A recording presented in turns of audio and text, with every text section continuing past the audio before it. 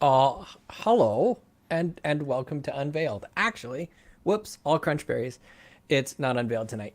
Um, Josh, Cirrus couldn't be here, and I DM our off stream home game once a month, and so we figured, well, we kind of need Cirrus for the next part of Unveiled, so why not randomly hijack the stream?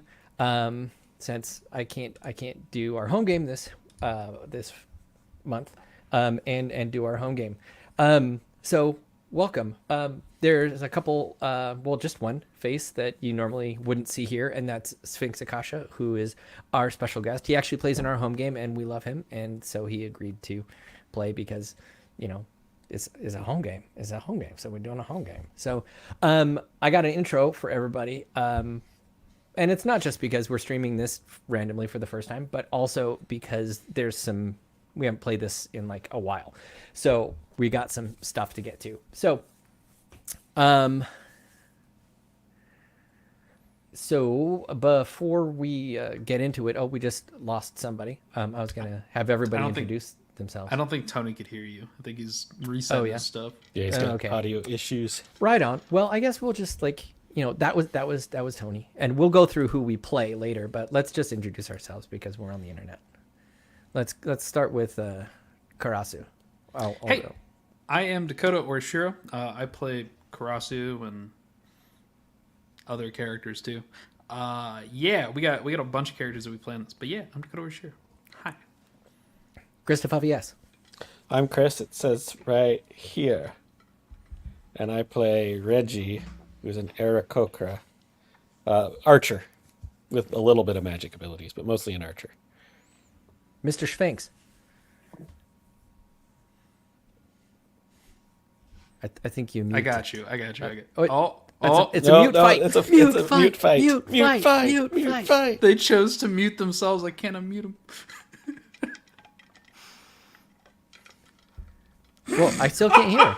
What's going on here? Yeah. I think you're muted on I your muted mic. I was Yep. muted on my mic. That's what it was. Got it. Hello, everyone. I'm Sphinx Akasha, the champion of bards. I play Shafak, who's a void genasi. And Tony, intro yourself. Hi, hello. Sorry, I'm back. Audio issues and all. My name's Tony.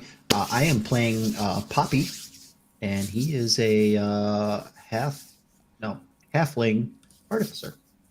That's awesome. I actually haven't met Poppy myself yet. So everybody said some characters that they're playing, but honestly, it's a little bit different. We've Yeah. got an A team, and that's who just introduced themselves. But we also have a B team and a C team.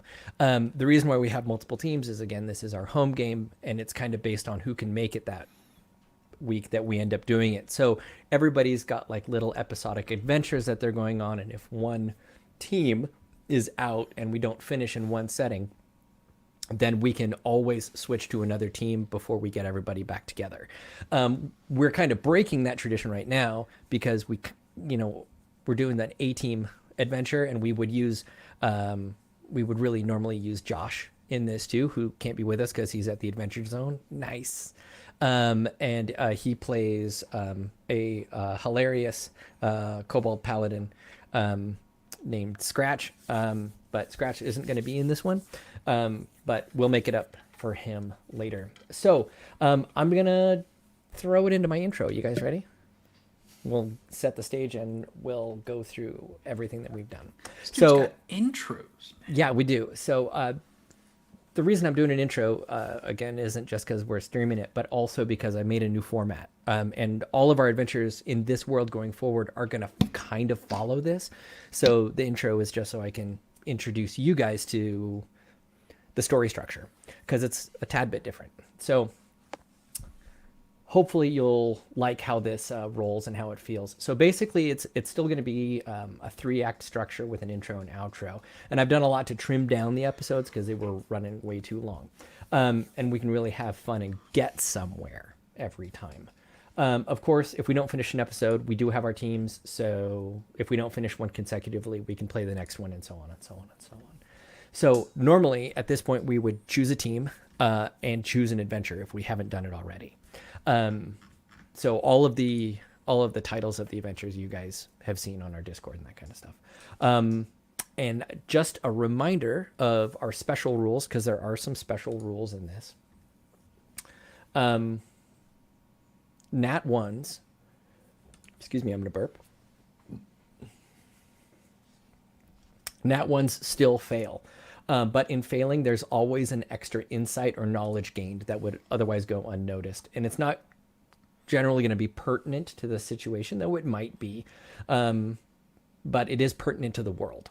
So I'll give you like little fun things, even if you like, get a nat 1 fighting somebody.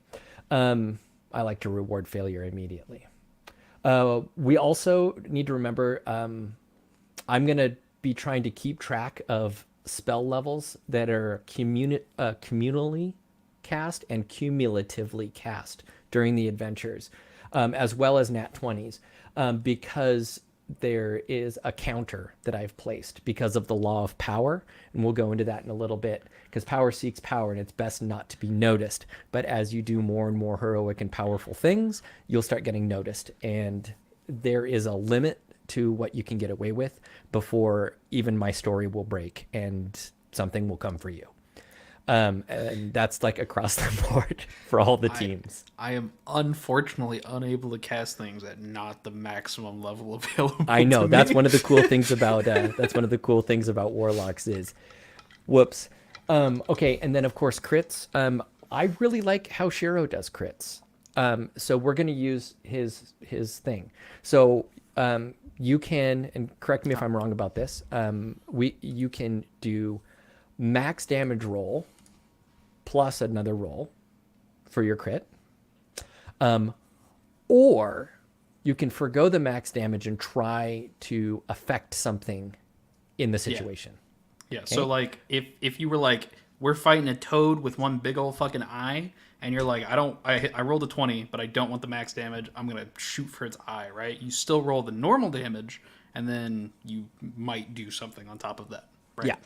So I really like that, and it also makes the math a lot easier. So that's what we gonna do. And those are the only rules I gotta go over. I'm not doing the roll on bad things that can happen to the blind, because I'm making a new table for that. So we're not going to be doing that today. I rolled a 2. If you rolled a 2 on the old thing, that would mean that everyone in the blind had been killed. And so we are definitely not going to do that. But, we'll still have some terrible things that happen while people are on excursions, but we're going to have to add something to it that's not the blind. And we'll get to that in this episode too. All 3 of you in the universe that may be watching this right now, you're like, what's the blind? We'll get to that in a second too. So, all right, let's talk about the world and then the story thus far. We should, cue that section from like Supernatural. Like, God, we need a can start clip with "Carry that On is My just- Wayward Son." Yeah, dude. That we need to think about that. That's in the public domain, right? Neither of those, I believe. Okay. Gray, desolate, dark, and dangerous. Each day, the light of the sun diminishes bit by bit. The landscape of Earth is scarred with the remnants of the ruin long ago. The only known haven for survivors is a perfect hollow dome set under a mountain range where once a mighty city's proudest wizard's spire lays snapped. Some 5,000 souls eke out a civilization based on societal transparency, strict job roles, mutual cooperation, constant vigilance, and above all else, furtiveness.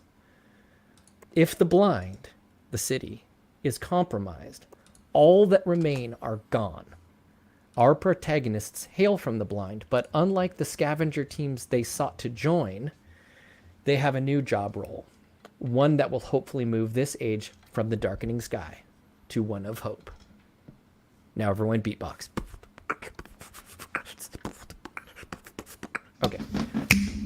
Okay, we got some snaps.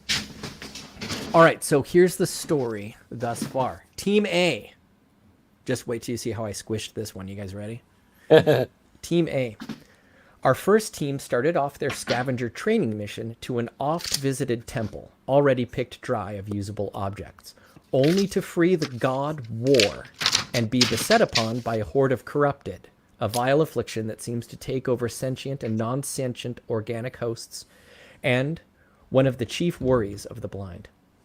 In the haste to escape and survive, they traveled through the magical doorway that appeared at twilight and housed the room and capsule that once enclosed War, and then collapsed the temple as they hurried through. The door took them to the library of Mach, hidden on the largest moon, Luna. After speaking with Mach, a genie and the protector of the astral sea, and learning that the sky darkens due to the lack of the gods to keep the machine of the universe working, and that the ruin was chiefly due to attacks made on the gods by terrible outside forces, they were spirited back to the blind with a wish, bringing with them much-needed supplies, but also intense scrutiny from the community. While the team has knowledge of the existence of absent or imprisoned gods and the plane protecting genies, they are still unaware of the scope of the losses of the blind and the awakening of the Warforged. Team B, or not to Team B. As Team A sits in their accommodations in the ring, which is basically a place where it's like an airlock. When you're out on scavenging missions, everything you bring back in with you is dangerous. So you sit in the ring for about a week to make sure that you don't turn into a monster. If you do, you're burned alive. And if not, you can come back into the blind. As Team A sits in their accommodations in the ring and waits for a full understanding of what has transpired as they were away from the blind and the pressing questions the community has for them, Team B answered the call not to go above, but rather go below to the underground city, clinging to the top of the cavern attached to the underside of the mountain range that hides the blind. There, they found the bodies of the lost Delver scouts.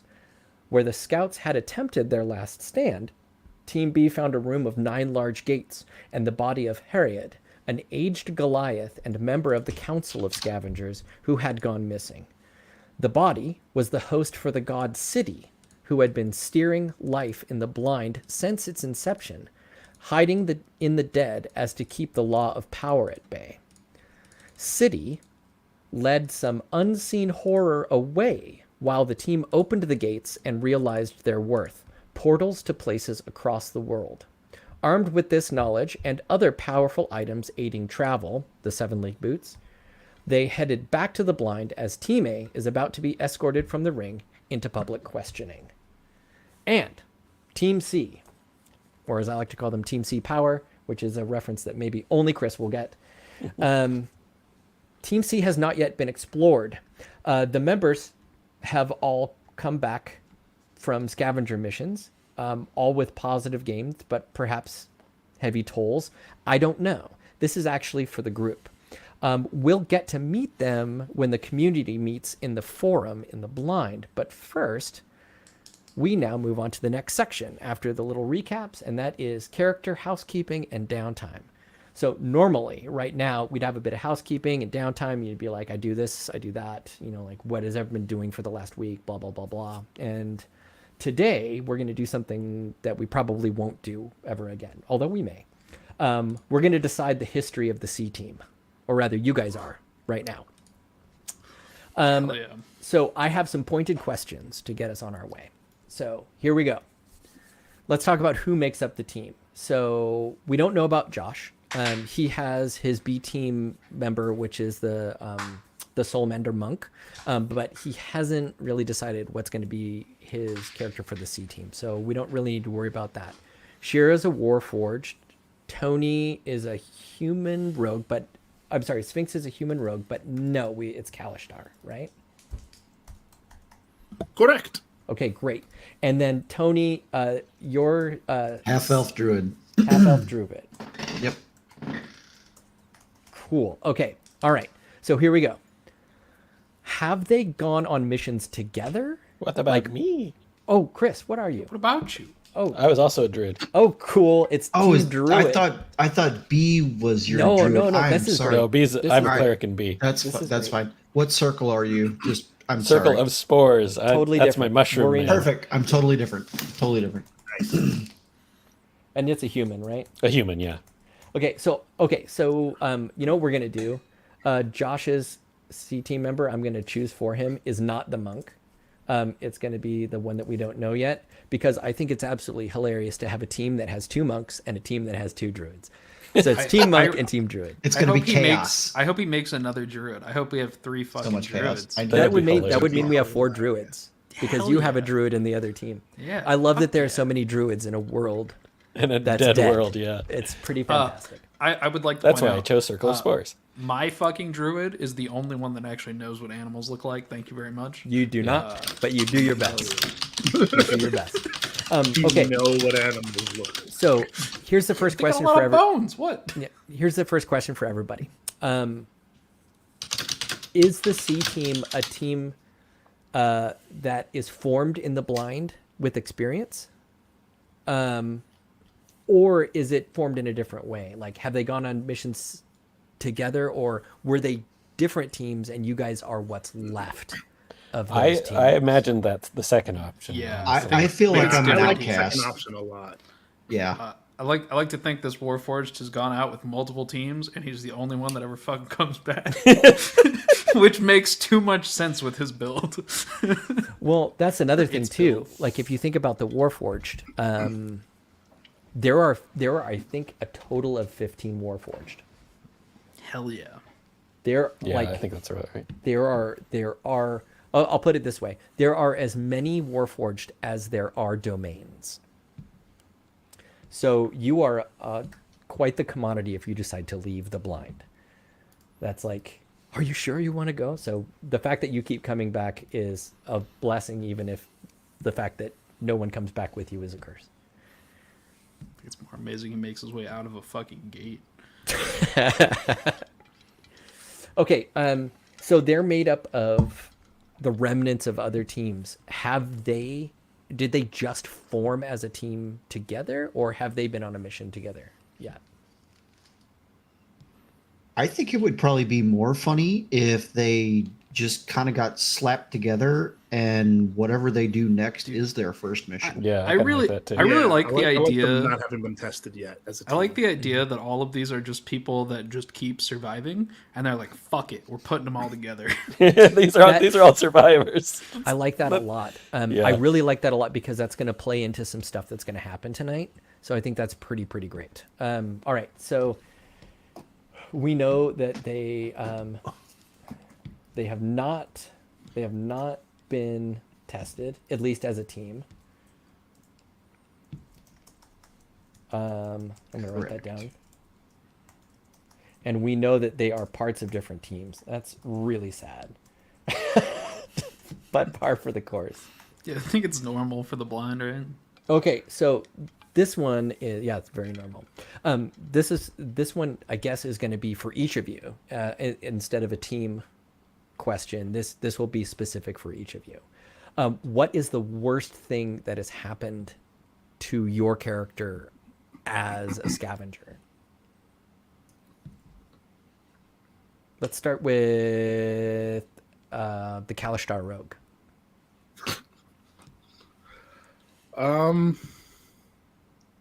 Very likely the worst thing that would have happened is the very first team he was in was basically wiped out, and they were all close friends of his. And he was the only survivor, just barely.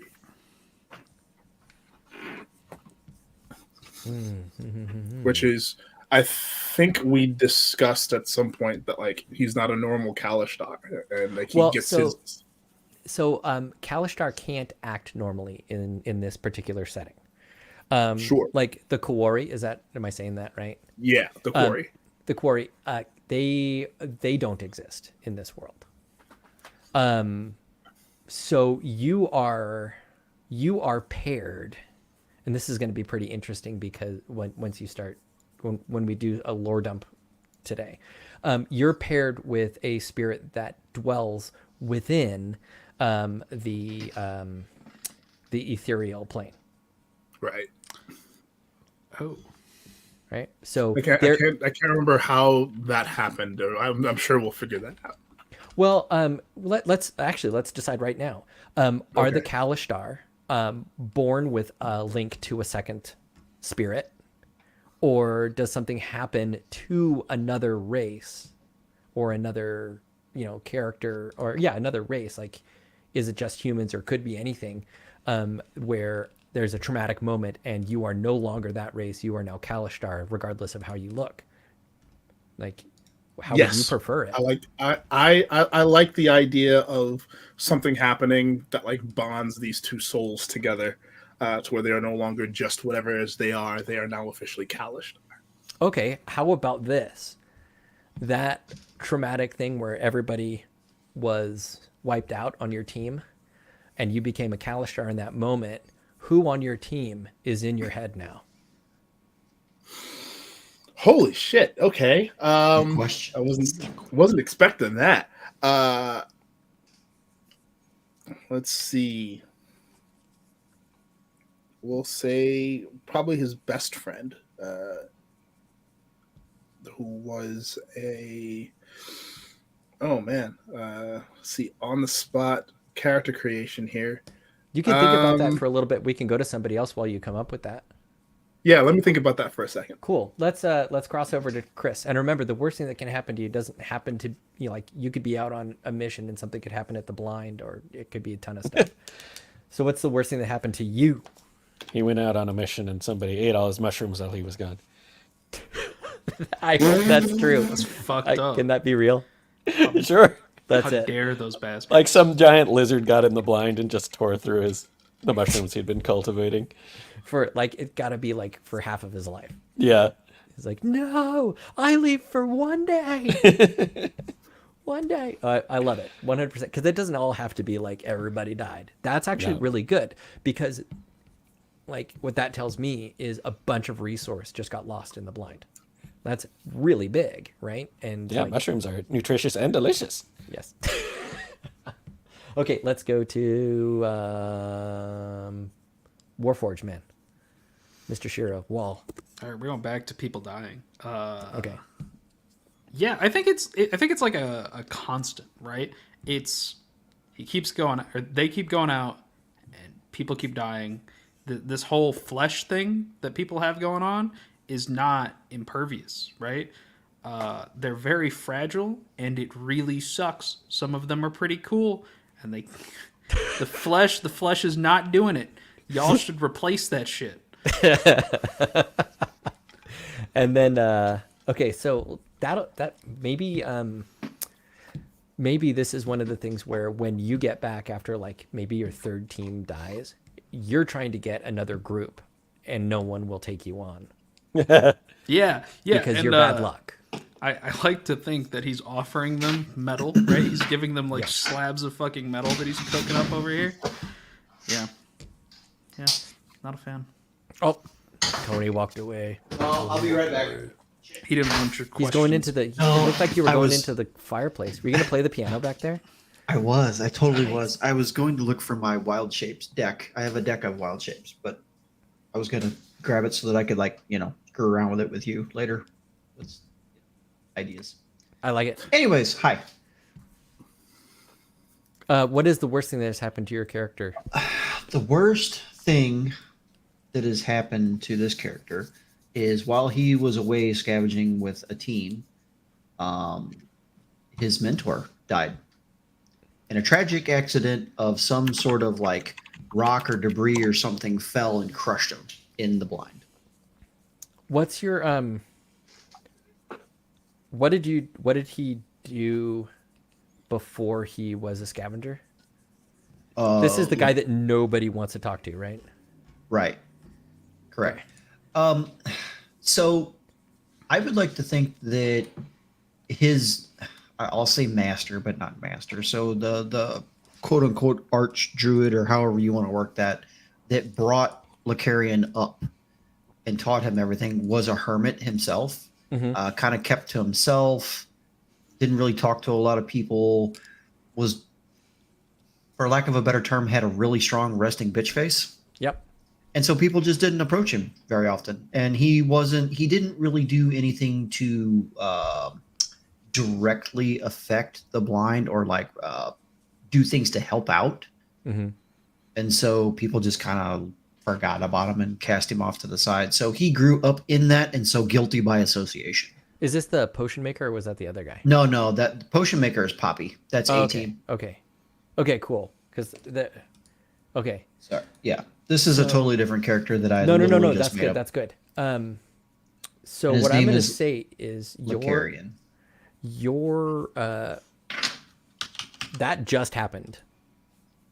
That just happened because there was an actual cave in the blind right before the B team went on their mission. So that would be fresh in this character's memory. Okay. But now let's get to the good stuff. Also, I decided that my rogue's best friend was a Goliath. She was Goliath who died. Okay, cool. That's gonna be cool. Okay, cool. Yeah, Goliaths are pretty rare too in the blind. Let me look at the population stuff. Yeah, there's a little over 100 Goliath, and there's just about 100 Kalistari. But now it's really interesting because there's 100 people who identify as Kalishtar because they have two spirits in them. So they don't look like, there isn't like, oh, you're Kalishtar. There's like, oh, those people over there at that lunch table, those guys hanging out together are Kalishtar.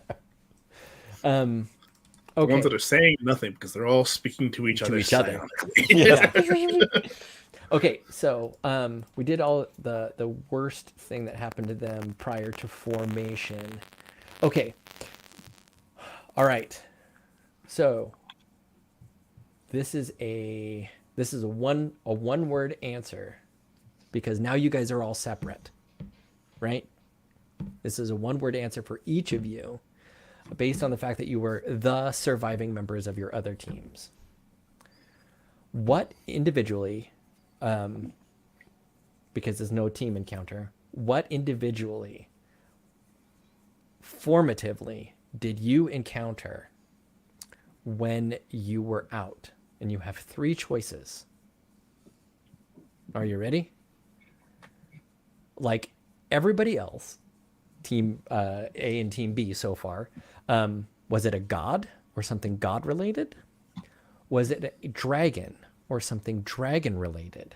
Or was it something genie or genie related?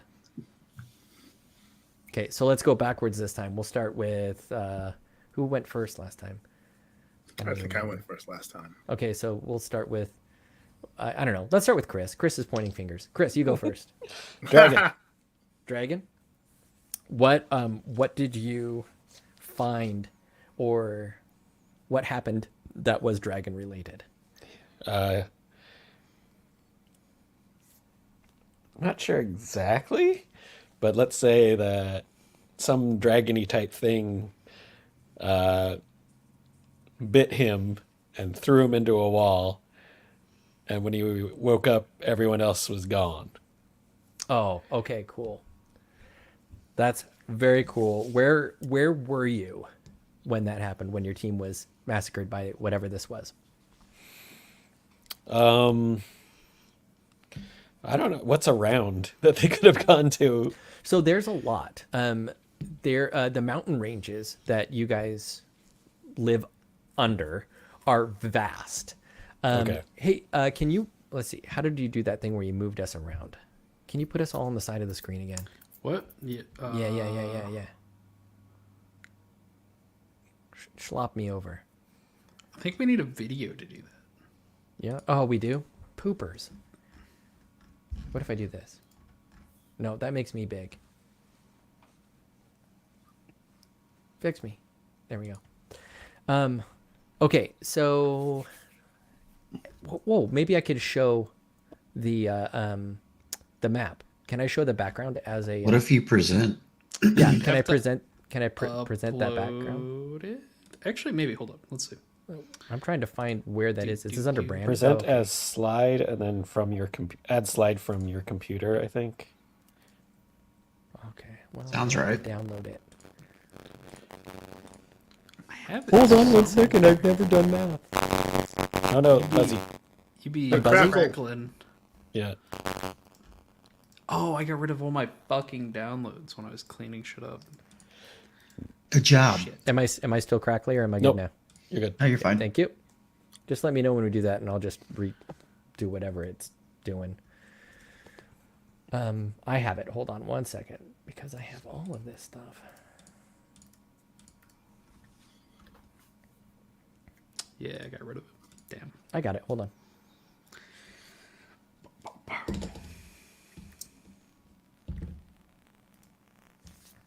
Okay, so how do I do that? Now that I have it, where is the thing? Crackly again.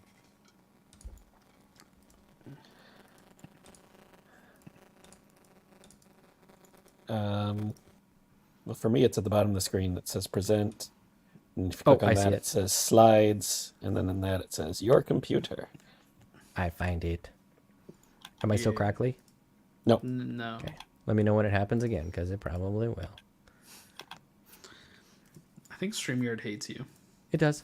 I can't show I can't download a PNG. Here, I'll do this. I know I can do this. You can share screens. That's what I'm gonna do. That'll work. Just make sure you close all of the tabs that you have open. Whatever.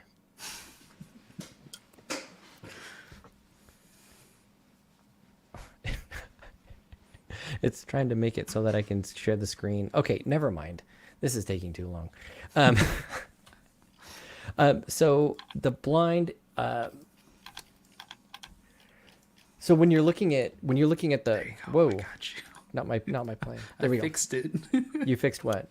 I made it so we were all on the side, except for you. Oh, except for me. But can you hide me? It's fine. No. So, well, everything just got really slow. Everything cool? It's fine on mine. Okay, good. Yeah, All we're right. good. So when you're looking at what Mock gave you the basic map of the world, and you've got like that supercontinent, and then a large island underneath it. You know what we could do? What?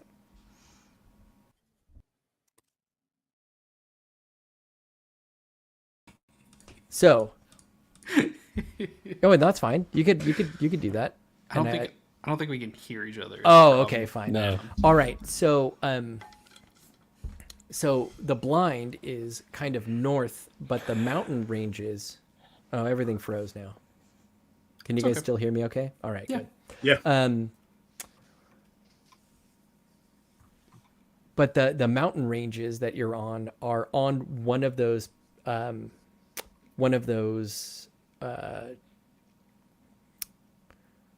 shapes that's been cut out by that embossed symbol of the weaver's knot over all of the land masses. So there's like you could travel for miles on the mountain ranges, or like if you get far enough down and a little bit out of the forest, which you guys didn't get past, you could get out to a river that just goes like pretty much a straight shot to the ocean, right? So experienced scavenger groups can get out as far as they're comfortable with coming back without trace, right? So they've got 5 days of magic that they can use without being spotted using magic, kind of a thing. So most of the stuff is like, how fast can we move in 2 days, right? So some scavenger teams will just dead sprint for 2 days, find a place, rest, try and pick it clean, and then sprint back. So there's all sorts of places you can go. It could be, you could have found an underground, like, just like a cavern. It's like any landmass that you can think of that might be close to the mountains or close to the forest within a week. That's the sky's the limit. Yeah, probably a cavern. Did you find anything else there? Like, was that where you found your biggest score? We found like an old statue that was too big to carry back. What was it It of? wouldn't fit in any bags or anything. Do you know what it was? Or Yeah, it was vaguely humanoid in shape, but it was heavily eroded.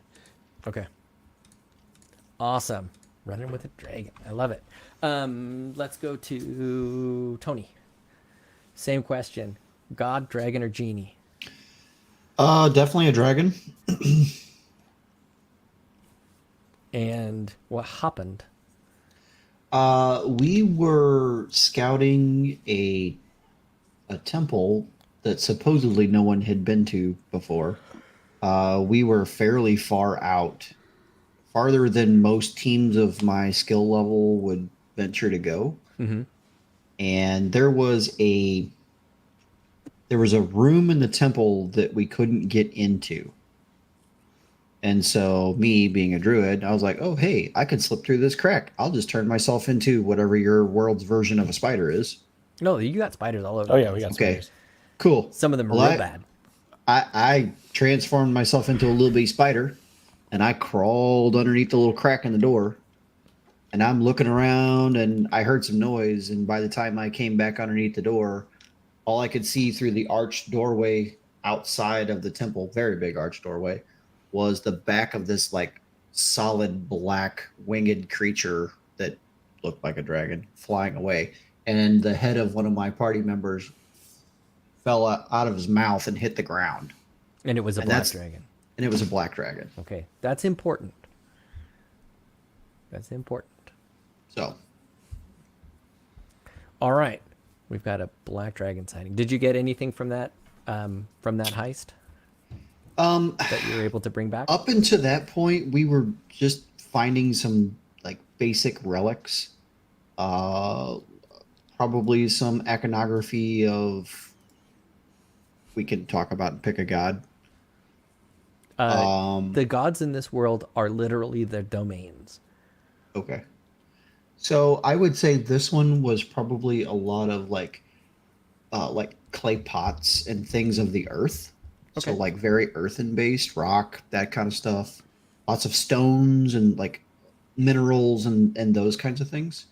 When I was inside the temple or like underneath the door, there was a statue of some sort of figure there, but I didn't have time to study it because of the noise outside. Mhm. But that's all I remember in that room. And then I left and hurriedly tried to sneak my way back to the blind without dying.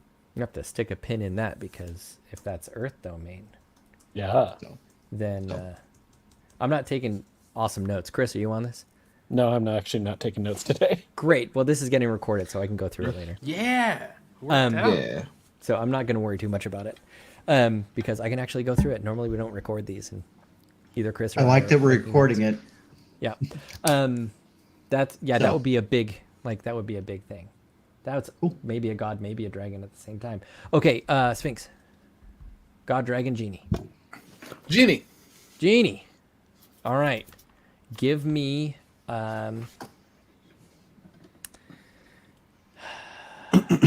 okay. Do you remember how genies work? I don't quite remember how genies work in your world. Okay. They work mechanically like D&D genies, except they are the guardians of each gate to each I guess if you're using the Great Wheel cosmology, each plane. Okay. Gotcha. So you've met one genie so far who is Mach, who is the guardian of the astral sea. So in what way did you interact with something genie or genie related, and to what plane was it tied? Ooh. I would say, and this happened during the first outing, or the outing where he loses his people. I would say that the interaction with the genie itself was was him asking the genie just to make sure that his best friend survived. His best friend was dying, Okay. and that maybe him becoming Kalishtar was a direct result of like, okay, I'm going to grant your wish, but not in the way you want me to. So what you're describing to me makes me think that you ran into the genie that is the guardian of the gate to the ethereal plane. Yes. And where were you when you ran into that? Was it just that the moons were out and the veil was thin, or did you get someplace? I like the idea that like maybe what we were delving for led to such a door. Okay, this is important then. What did you find that opened the door? It's a good question. Now, we talked a little bit offline about something about a pendant. Yes, the pendant. Could it be that? Yeah, let's make it the pendant. So The you pendant was have the it. key to opening the door. You have it. Okay. 2 genie gates, my friends. Yeah, sure. Okay. Sure. I dig it. So that's your big score, and that's what you ran into. We can flesh that out later. Who's left? All right. God, dragon, or genie? I'm gonna do genie. Genie. 2 genies. 2 genies, 2 dragons. I dig it. This is good because it's 2 genies, 2 dragons, 2 gods. We're, 2 genies, 2 Yeah, we're dragons, and a evens. microphone. Works out.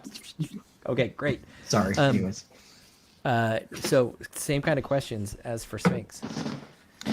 So we went out, and it was to a temple that has been picked dry before, right? This was our like resting point for the night. We were sitting around, and somebody stupidly wished, just for food, right? They got their wish, and by the end of the night, everybody was driven to insanity. I'm gonna go with the genie that is to the gate to pandemonium. Oh, So no. we were getting help from the Help. help. Okay.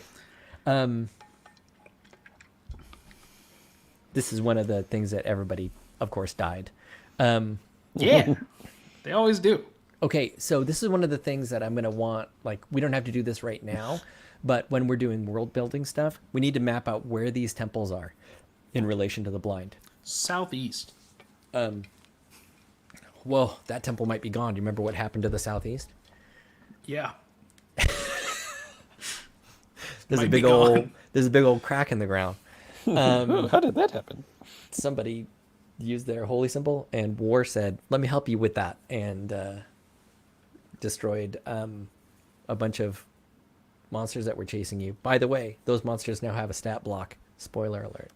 Fuck them bitches. Okay. Did you get any cool items from that, or is that just the way that it went? I brought back what everybody had, and we'll say That's so sad. yeah. I brought back everybody's stuff. And one of the things that somebody wished for was like a solution to puzzles or whatnot, right? Like a solution to problems. And what was left from that was like an intricate cube. Okay. So I have an intricate cube. You can Yeah, keep fuck that in with your that. in that Yeah, character's. Do not summon the Cenobites with it. Yes, no Cenobites. Okay, so we kind of tangentially figured out a couple of these other questions, so I don't need to ask them. And then we've got one that I think we've already insinuated, but I'm going to ask it to the group. They're back in the blind right now.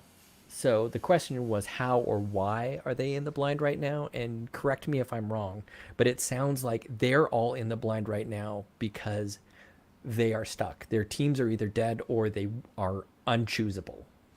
But they're also very powerful and have had incredibly powerful experiences.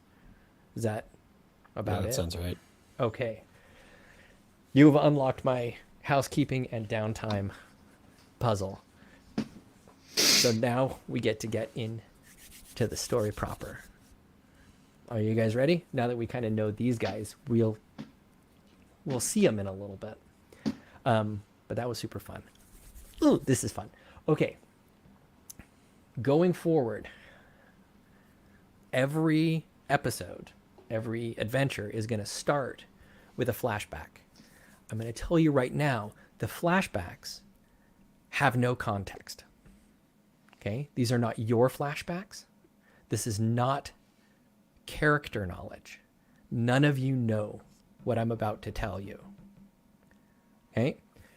Every one of the adventures starts with one of these, and you can, hopefully if I did it right, you can piece together the entire history of the ruin and probably stuff before it as we're playing this game through context clues in the episode and through the flashbacks themselves. This particular one is foundational and will help explain run-ins you've had with war and city, just to try and get that part finalized. And after we do the flashback, we're going to go straight into everybody meeting at the forum in the blind. You guys ready? I sent this to Dakota when I didn't get to play last month, and he said it was cool. So I hope it's cool. All right. What could it be? A millennia ago? More? Hume lay dead before the grieving god's city. The human metropolis, overrun in hours by this, what else could you call it but corruption? Anything alive, anything magical, consumed and bent, tortured to darkness, as black as the bleeding scar ripped open in the sky, as the ruiner's gate still poured aberration upon aberration miles to the south over Moratma and the last stand of war's army. City couldn't have known that war's most trusted generals and warforged were already in full retreat and would soon be at the temple nearby. Their attempt to garner aid from Hume would be abruptly thwarted, as Hume would soon cease to be. She's so sure she'll win. Too sure, too proud, City thought as a handful of survivors made it across the aqueduct to the southern spire. There's a chance here for these few, but not without sacrifice. City turned to the advancing corrupted, pouring through the city streets toward this last holdout like a black wave of oil and teeth. I'm sorry, he mouthed to all those that may have yet been hiding elsewhere in the city. He extended his thin, frail-looking arms forward and shoulder high as those survivors he saw scurried away from him and into the spire. Doubtless his mere presence was also damaging them further. With one palm up and one palm down, he closed his eyes against the nearing mass and turned his wrists. Palm up went palm down went palm up, and the earth itself rose to his command, splitting off the top of the spire as it tore overhead. The sudden mountain range inverted the city, trapping the horrors below, but trapping the survivors inside a now well-known, nearly perfect dome of rock. He regarded a body at his feet, an old human woman whose hair moved in his countenance as if by a strong breeze. I hide here and hopefully make amends for my mistakes. And the old woman opened her eyes. It was City who did it. That was dope. That was dope. We are now in the ring. In the ring, we have Team A. Yeah. And you are all sitting. A number of witnesses, the people who are, for lack of a better word, arbiters and lawyers of the blind. They are there to settle disputes and to be there to pay attention to events.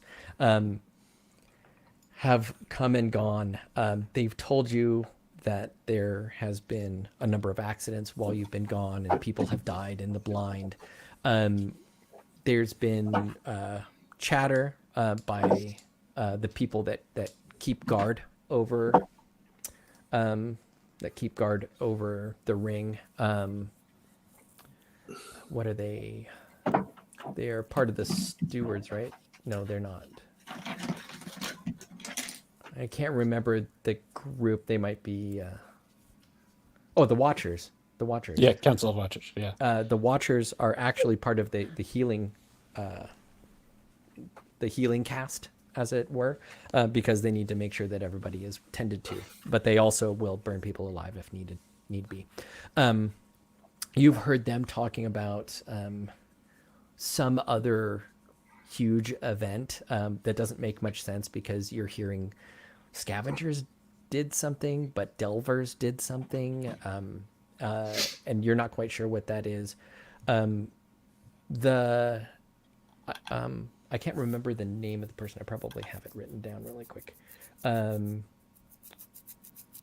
Not the two Watchers. Samkey. Samkey, the kobold. Samkey the Kobold was trying to get a Warforged to come and talk to you about whatever happened with the Warforged, but they were abruptly denied and kind of shushed.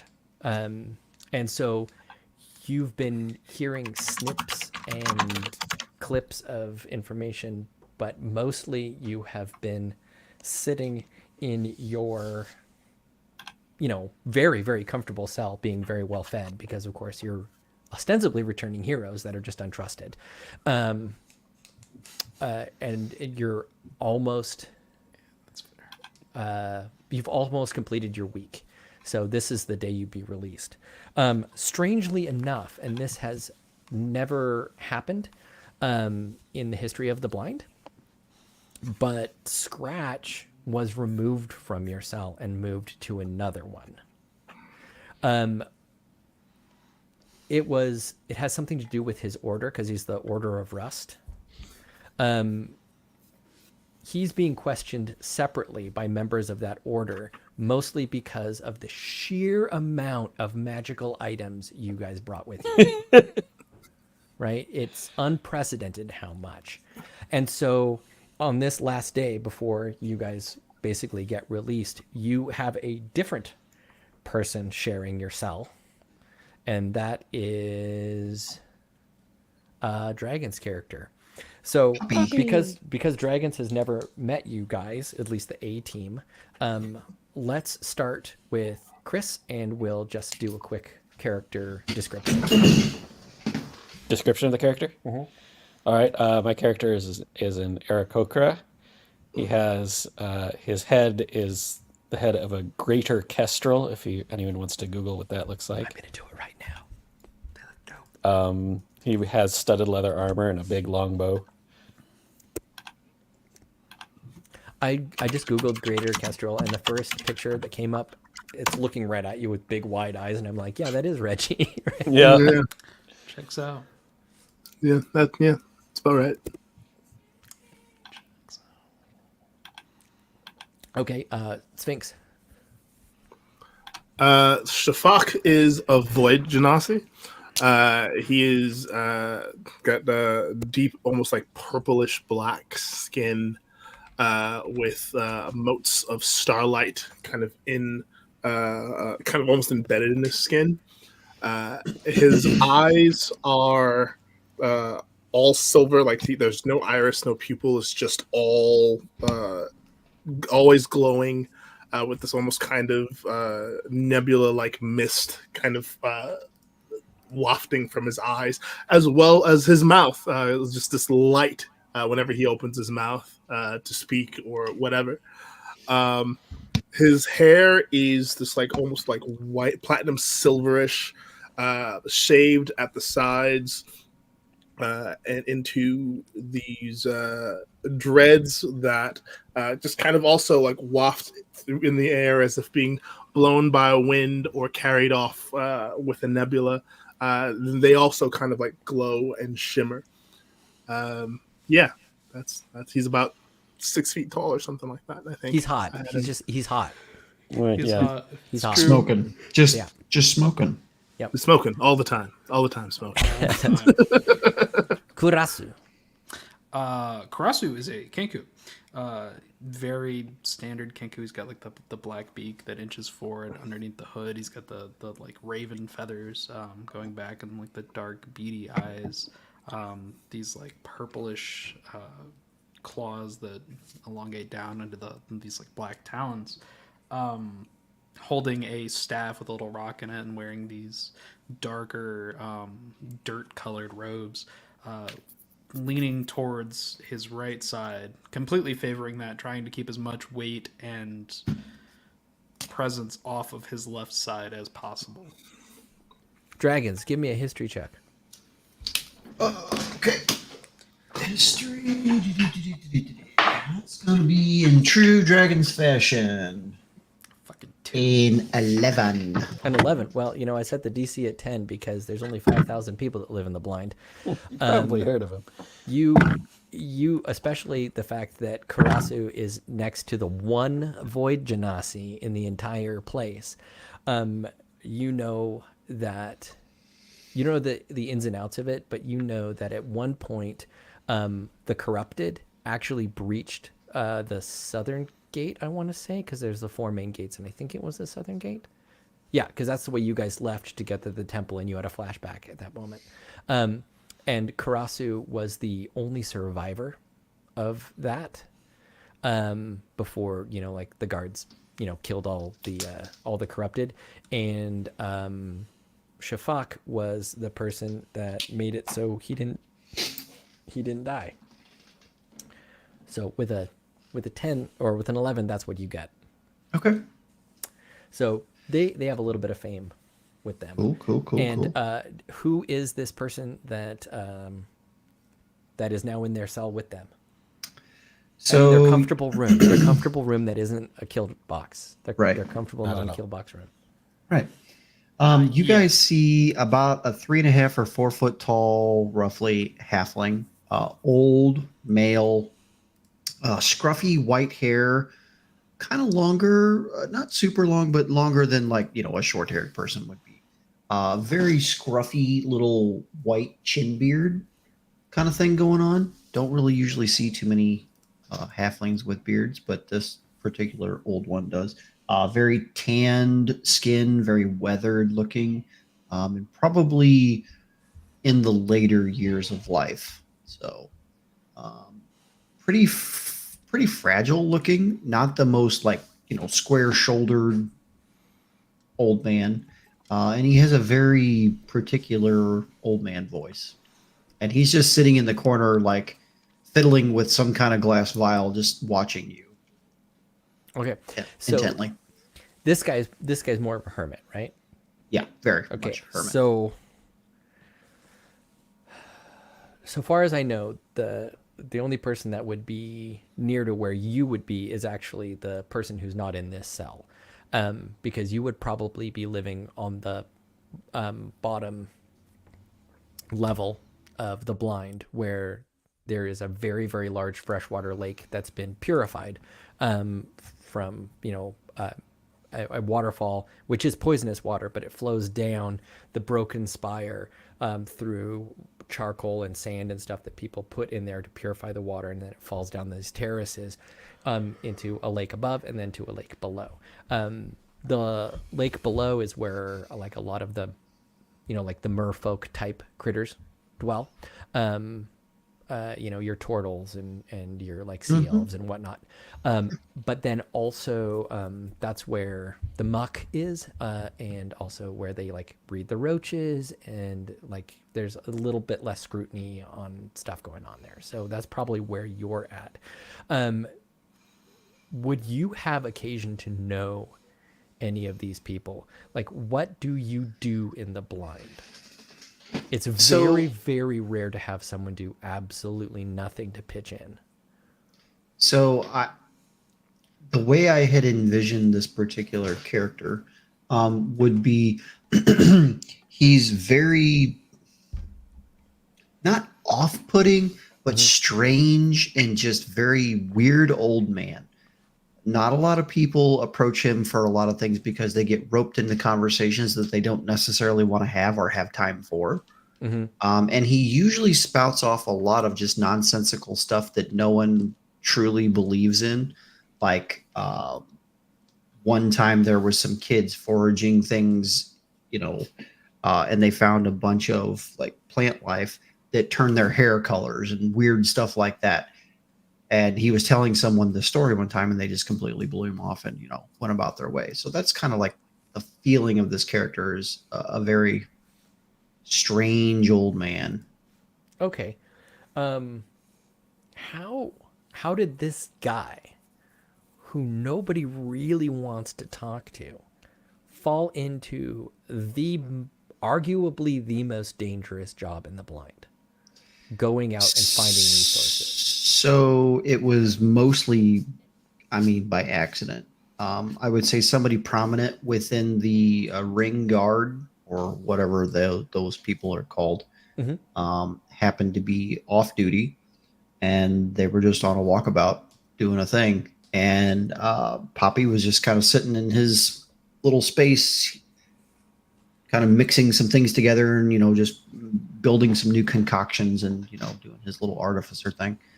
And the guy stopped to talk to him for just a minute because he hadn't ever talked to him before. And Poppy gave him what effectively was a healing potion. And that guard got into something like we could say like one of the collapses or something a time later. And the man remembered that he had that in his pocket. And if it wouldn't have been for him drinking this weird ass concoction of stuff, he probably would have passed away. So I'm going to take that and I'm going to make some changes to it. Okay. Sure. You did give a potion to a guard. That guard did survive the cave-in that just happened because of it. But it wasn't the guard that put you up for this job. The guard was walking with a old Goliath woman named Heriad. And Heriad, and this was right before the last selection. So you are a brand new recruit, just like these guys that you're in the cell with. You're also a brand new recruit.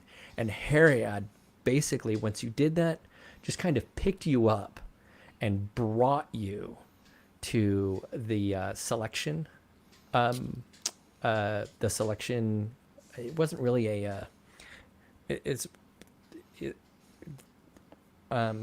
what would you say? It was just like ritual or no, it's just a big meeting. Basically, it's a all community meeting where Like it's a moot kind of. exactly where there were like, here are the people that are volunteering for this really terrible job.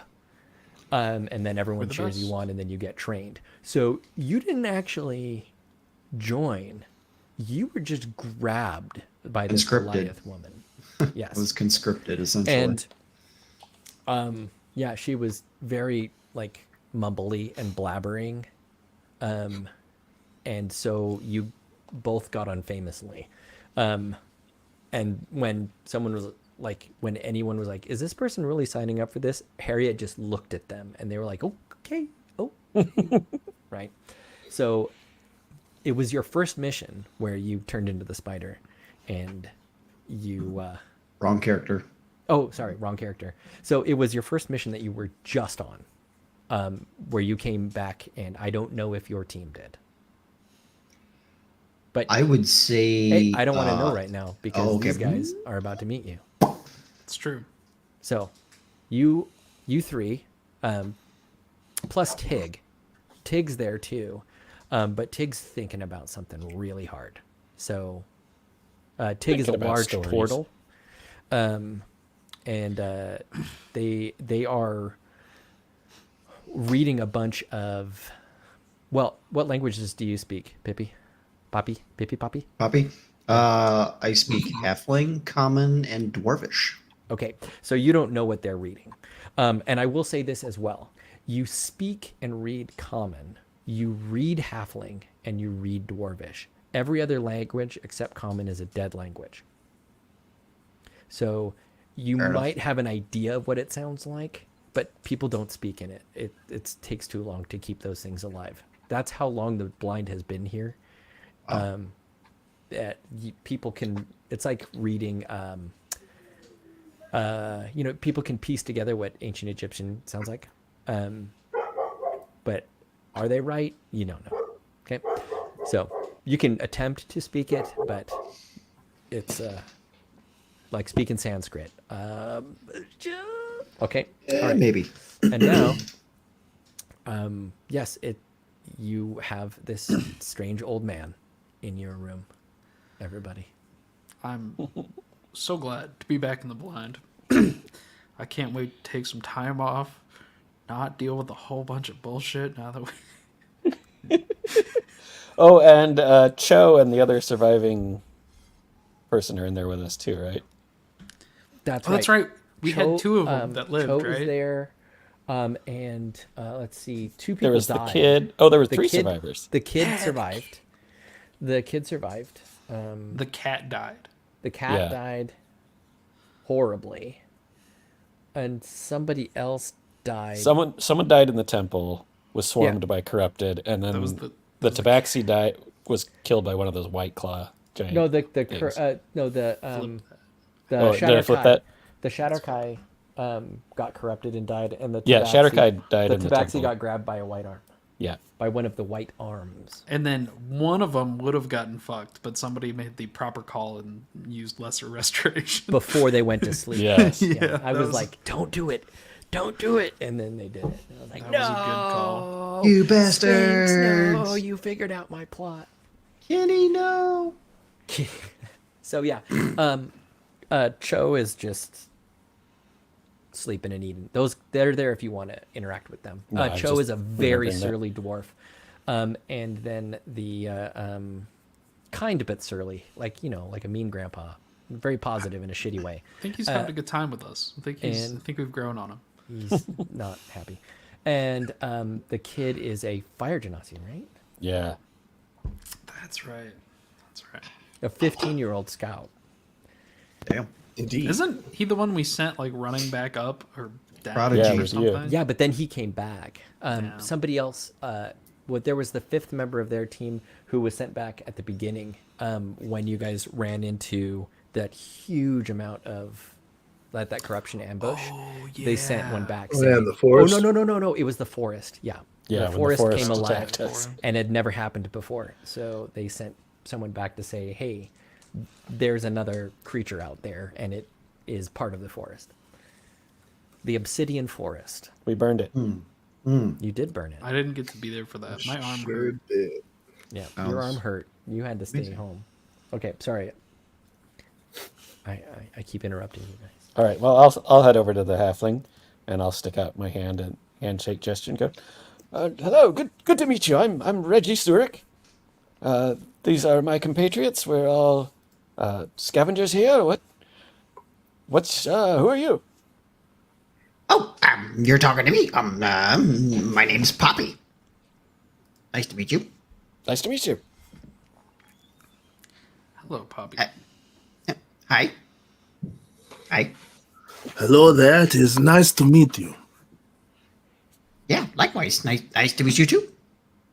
And he So, goes back to like fiddling with his little glass vial while you're talking. For lack of a better question, as weird as this may come off, what are you in for?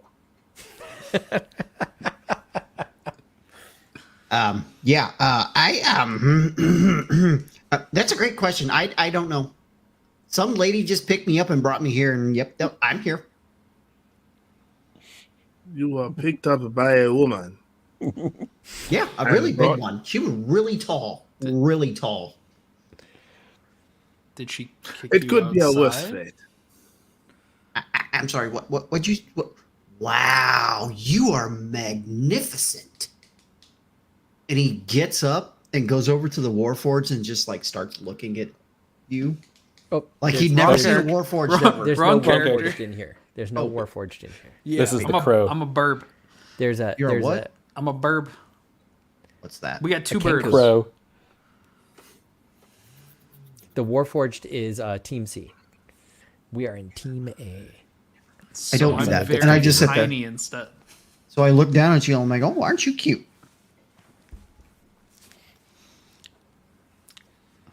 Continues fiddling with his glass vial. May Show I goes. ask what you are doing? Oh, I make things. Here, want to try? And he hands you a vial with like a kind of a reddish orange liquid in it. It'll Most make you feel intriguing. much better. Much better. If you hurt yourself, yep, much better. Ah, this is a like a poultice then. Yeah. Mhm. Top Sniffs notch. it.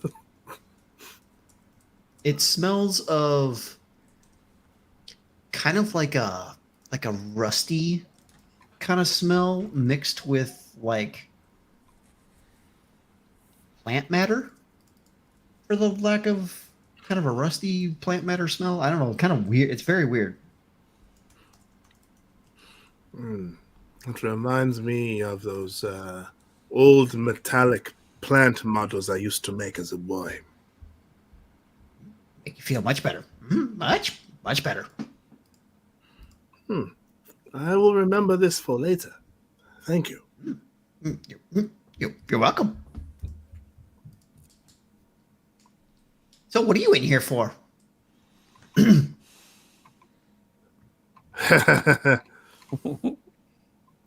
Oh, we just came back from a scavenging mission and brought back a bunch of stuff, and we're just waiting out our time in the circle here. You We did bring back some stuff. you mean you go outside? Never been outside before. But you've been Oh, outside wait a minute. I have. once. That's right. One time. Yeah, you went out once. This is the one time you went outside. How many times have you been outside? I've only been outside once, and it Oh yeah, was just the once. Just yes. the once. so. So you're new at it this too. Yeah. Oh, okay. That is correct. It was a new experience. I It's mean, such you an experience. you came back. I mean, that's a good thing, right? Yes, yes, obviously. I want to look at the other two and then just look back at this guy. As Yes, we as, came back. Yes, that is good. as you guys are saying this, and Cho is under his breath saying, "Don't talk to that guy; it's useless." And Via the fire genasi is just kind of, playing with something, to pass the time. Maybe a deck of cards. Miley, which is the mountain dwarf, which is one of the watchers, and Lunta, the kobold, which was one of the other watchers, which was, assigned to your guys' cell. They come up, and they start doing the ritual unlocking of the door. So there's a knock that happens, like it's 3 solid knocks, and then everyone's expected to move away from the door, and like Cho just automatically, like Cho and Yeah. Via have done it millions of They've times, done so it. they just like stop what they're doing and move back, and when they move back, they clap their hands, and then they look at you guys expectingly, like everyone's gotta Oh let yes, them all know right. they're away from the door. Oh, right. It is weird being on this side of this. Yeah, because you used to be on the outside, so you Yeah. hear this. You would hear this all the time, right? Yeah. There'd be thump, thump, thump, and then a pause, and then clap, and then the doors would start unlatching. Normally, what happens when the doors open, and of course everyone isn't burned, you're welcome back in, and there's like a a very small procession. Your family members, if you have them, would meet you at this point, and like if you had any serious injuries or ailments, which you guys do not, you would be healed accordingly, as opposed to just kept alive.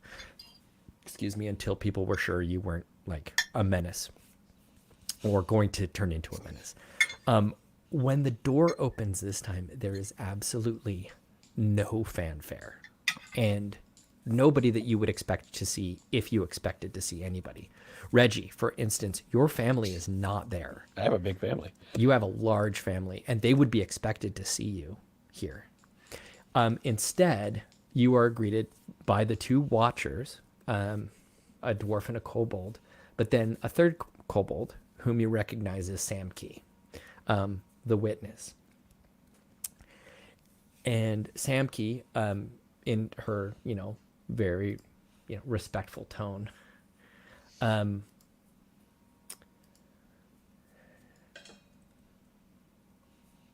looks to you all and says, I'm so very sorry that you don't get the welcome that you deserve, and that so many people before you who've made the same travels as you have made, and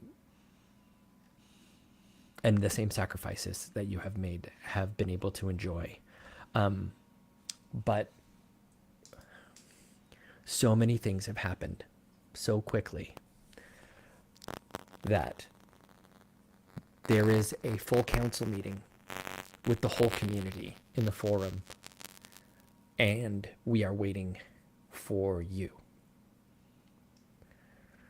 So if you would please accompany me, we will be going directly to the forum now. Oh, yes, of course. Lead the way. Why do I have a bad feeling about this? I second that. Some pretty crazy stuff happened, let's be honest. The people, lots of people. Just remember, let's not Samki, say everything. Samki smiles and turns back to you because she had turned to leave, and she turns back to you and she's like, nobody is in trouble. Oh, No, the only thing that is happening is that too many things have happened at once. There are a number of people, including all of the Warforged, that are asked to speak at this, and you are one of their member. There is a whole team that just came back from a Delver mission that's going to be asked to speak. There's a lot has happened other than what I've told you about the tragedy of the cave-in. And, well, we'll all unpack it together. All the other Insight witnesses. check, just Oh, insight. Inside Yeah, check. go for it. Oh, I'm bad at this. Hell yeah. Guidance. Tell me what you're. 19, and I'm just trying to see if if the witness is holding anything back from us. Okay, so it is very clear that she's holding back not so much your import, but the import of the other things that you do not know about. She's trying to soften a transition. I give the other two a significant look, as if to say, like, something is up. And I'll just nod at the witness and, well, lead on, I suppose. Samki turns, and then as a group, or as single file, however you want to proceed, Cho and Via just start going, because this is out of the ordinary, but of course they're going to follow protocol. Right. They've lived and died by it, and the two watchers follow you. Make a, me and checks, right? So however you want to perceive these events, I will allow you to do so. So give me a roll, and then tell me what you're rolling against, and I'll give you information pertaining to that. If you're gonna pull Also, out you're something like tackling Repath athletics, yourself. what? Oh, okay.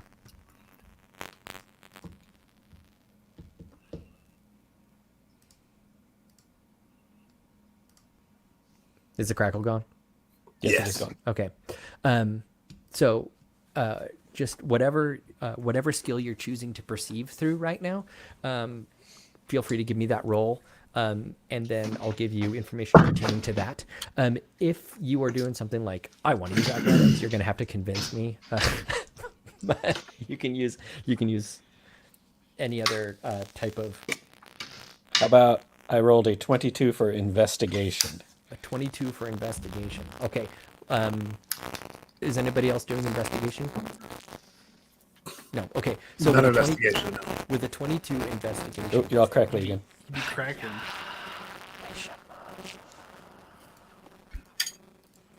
is it gone? Yes. Gone, gone, gone. Yeah. Okay, I'm just gonna leave this open. I wish I could leave my settings open.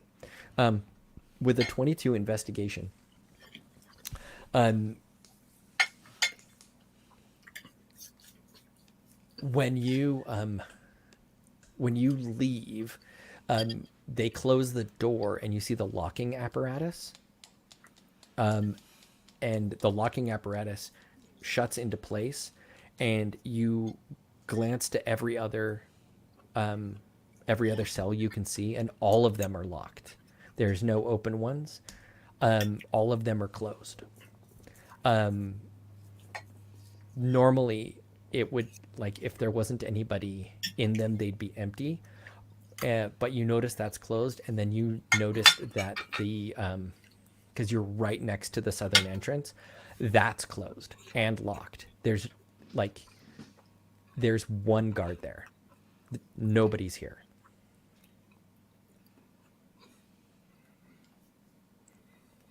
Anybody else do any rolls? Yeah, I'm gonna do history. I also did history. Okay, what'd you get for history, guys? 19. 23. Oh shit. With a 19 and a 23, I'll give you this. It's going to be pretty similar. Never in your experience as a guard, Shafak, and never in your experience in recorded history, Karasu, because you were a librarian, has the entire blind met. And as Reggie kind of like nudges to the fact that everything's closed, it doesn't look like they're leaving anybody even at the gates. This is truly the whole community, Oh, and it's never happened before. This has most certainly never happened before. Not like this. This is Dragons? concerning. Dreams? I don't think I've ever seen this before. Many people, like, I'm by myself most of the time. Lots of people. What's going on? This is very strange. I'm strange. This is strange. He understands he's strange. Yes. That's good. That is an interesting perspective. So as you guys walk to the ring, walk from the ring rather, you have to from the southern gate have to take a very large and long bridge that overlooks the giant lake below and the smaller lake above, and connects to the spire, which stands in the center and like falls to the corner, which is connected by the aqueduct.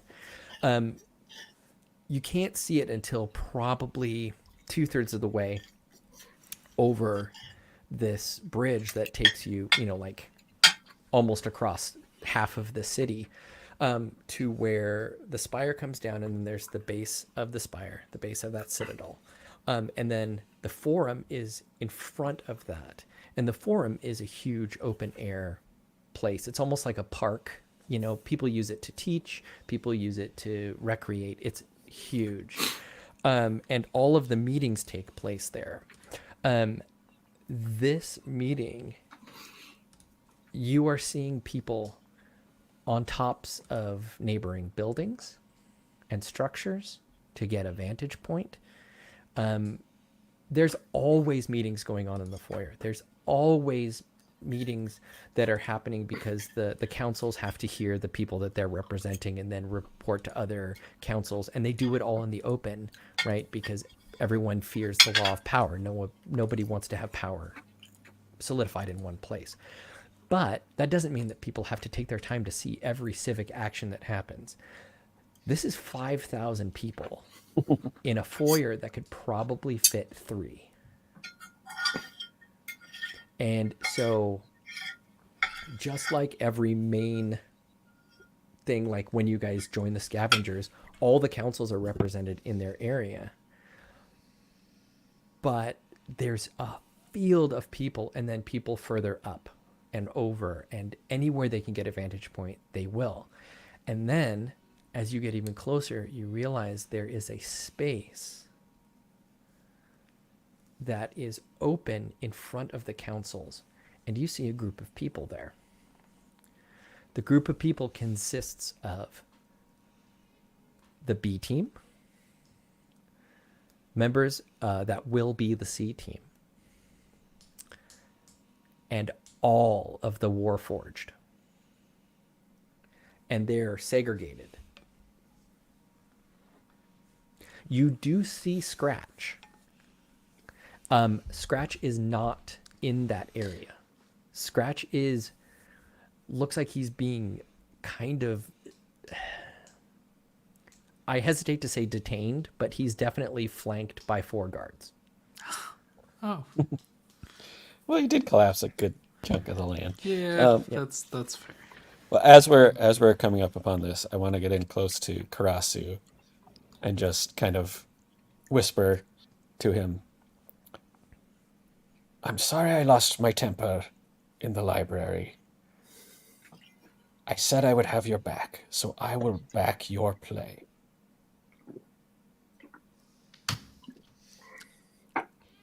I appreciate that. Thank you. Okay, refresh my Very, memory very what happened quietly. what happened in the library. Reggie kind of freaked out when he learned that Karasu was a warlock and not a wizard. Listen, Okay. man, I'm a wizard, okay? I have a book right. and everything. Right, and then Karasu wanted to downplay it or not mention it when you got Yeah. back to the blind that you had even met a genie. Right? They wanted to kind of leave the library out of it. Was that right? That was the ideal. I don't know if everybody agreed to that. I know everybody Well- at least agreed to not outing me as a warlock.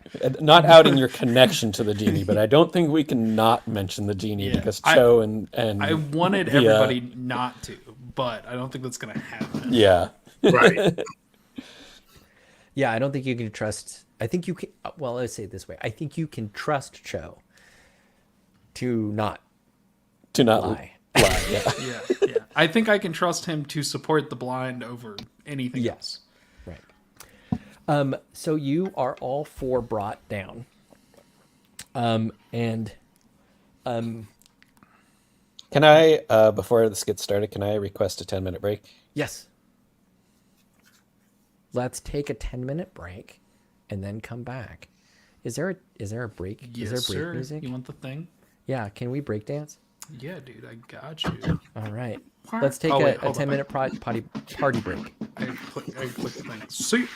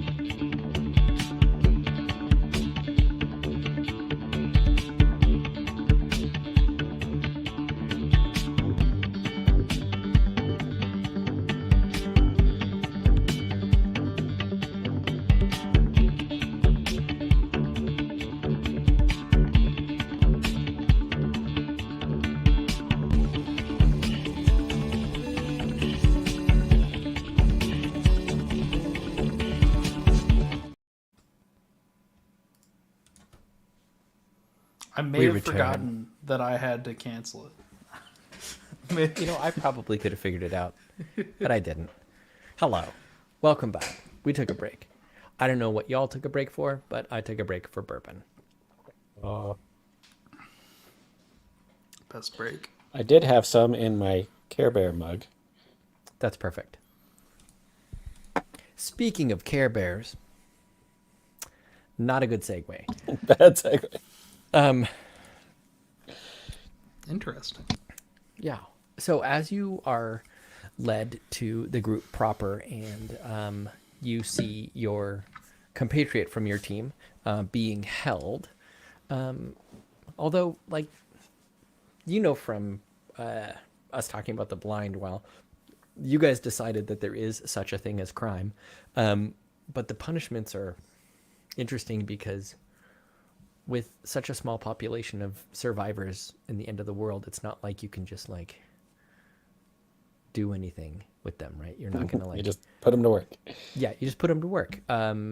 So you're not like, oh, our friend's gonna get killed or something like that, because that would not happen, right? It would be more like our friend's gonna be demoted and have a good talking to so he can become part of the society again, kind of a thing. But even that, you're not quite clear what's going on there. He's flanked. He's not, it doesn't look like he's under duress. In fact, it doesn't look like anyone's under duress.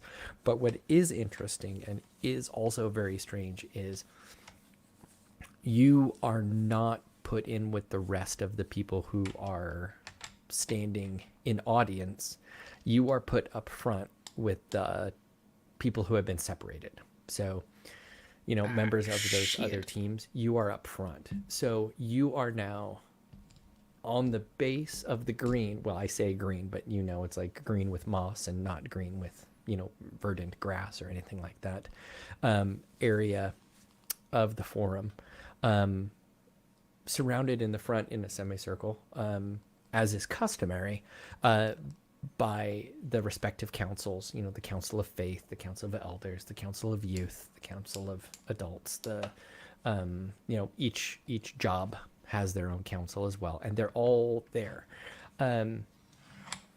with a couple of interesting notes. Of course, Harriet is not there. You don't know why, but of course, Team B knows why. Harriet is very, very dead. Did the kobold tell us that Harriet went Oh missing? wait, no, yeah, you did know that she had disappeared. She Yeah. went missing, yeah. But Yeah, you don't know that she's dead. You know that she is missing. But so you know that you can see that she isn't on the Council of Scavengers, which of course is a bummer. But you also notice that every Warforged, even the ones that would be on a council, are not in their respective councils. They are up front as well. And This is very interesting. on your arrival, let me find the names of the executive council. I've got Oh, that this bad would be- feeling that you had earlier. I'm not used to being the center of attention. What is going on? That is the question, isn't it? Okay, so as you Yeah. approach,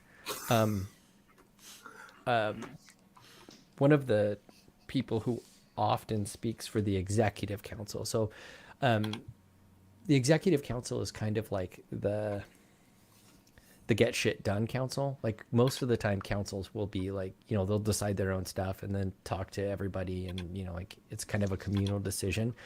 But in a communal operation, often emergencies can't be dealt with quickly, right?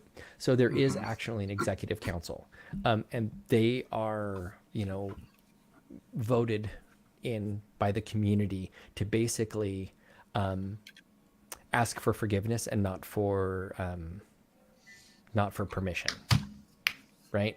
So they don't do a lot except when there are big problems.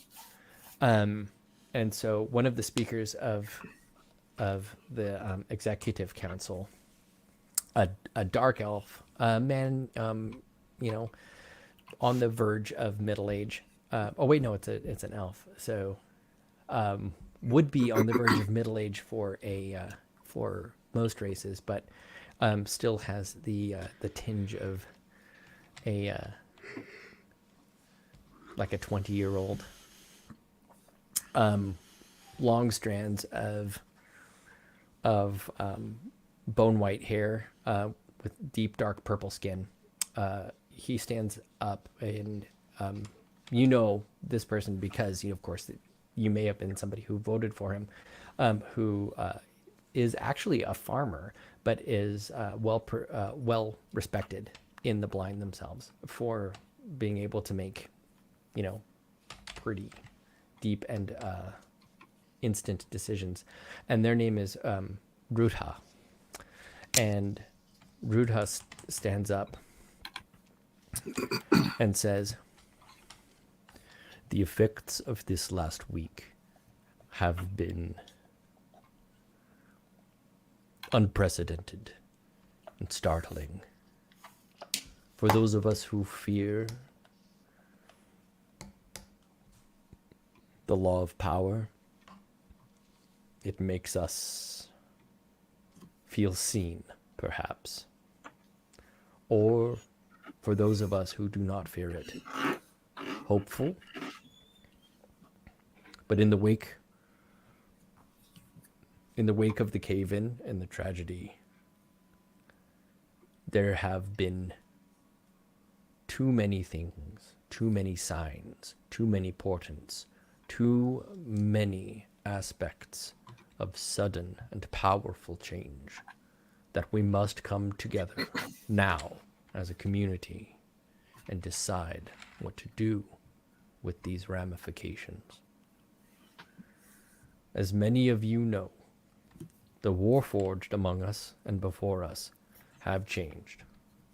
They are not what they once were, or perhaps are now what they were once long ago. And we will speak with them and to them in a moment. But these scavenger groups you see before you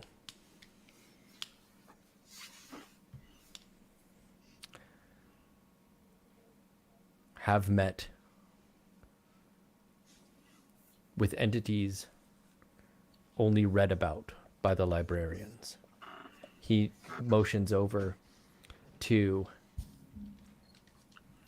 It looks like he's about to motion to Team A, to you guys, and he moves slightly past you to the group to your right, which is Team B. And he says, "Gods." And then he motions even further away and says, "The genie." And then further away from you, "Even dragons have been seen." And then he motions back towards your group, and a group gone so long on their first mission as to thought to have been dead comes with the largest cache of items, magical and otherwise, found since the blind's inception, along with, and he casts a glance towards Scratch, a new chasm in the ground, large enough for even our scouts to see it from the outside peaks of the blind.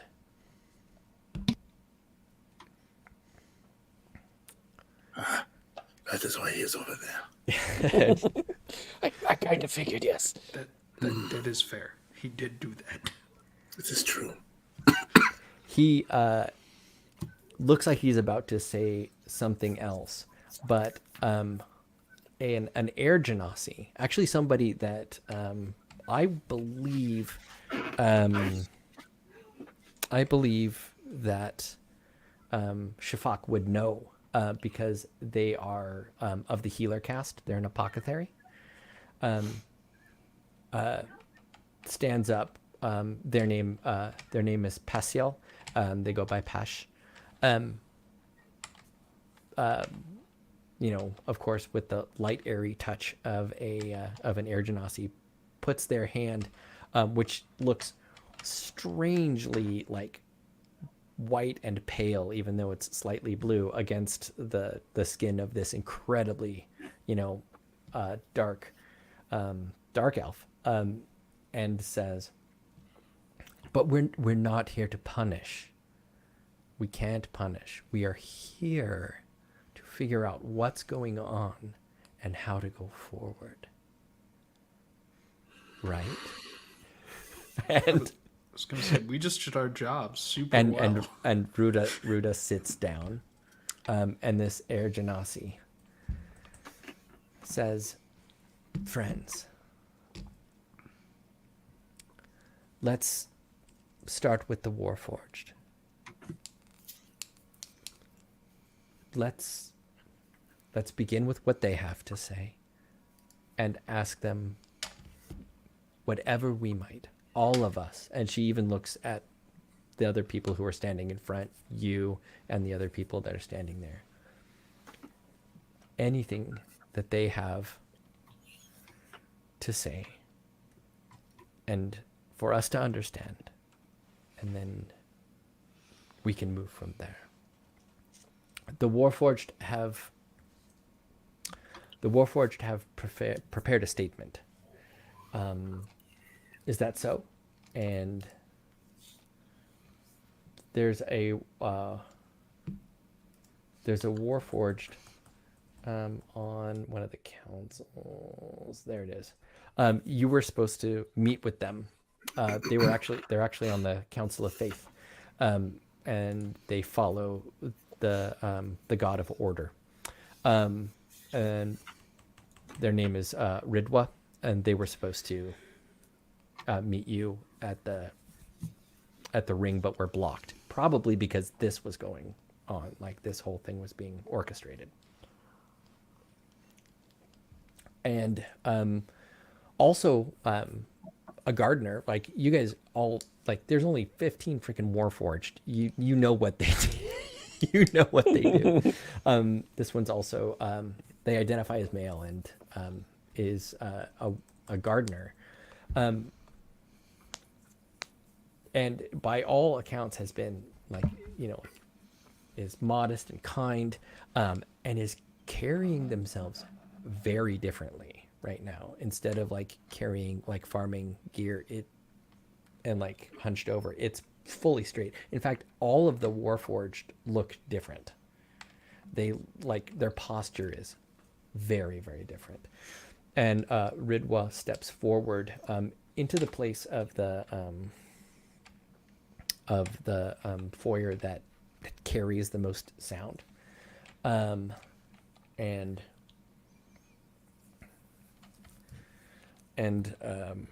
says, like, turns to the council and says a couple of words that you can't quite catch, unless you want to try to. My perception's crap. What was that, Dragons? Can't hear you. I would love to. Why not? Yeah, try go for a perception. That is going to be a 22. Oh, a 22. You hear them apologize because they're going to turn their back to the council, and not speak to them. And so Very polite. Very polite they are. Very, very polite. which is really funny because you're the only one that heard it. And you're like, very polite. Very, very polite. And so Ridwa turns and says,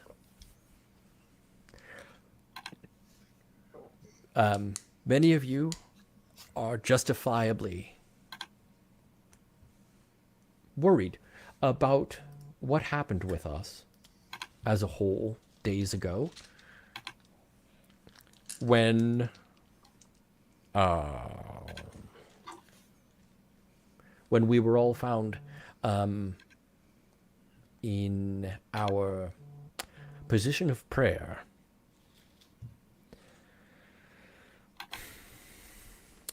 The fact of the matter is, Oh, this is difficult to explain. But we were awoken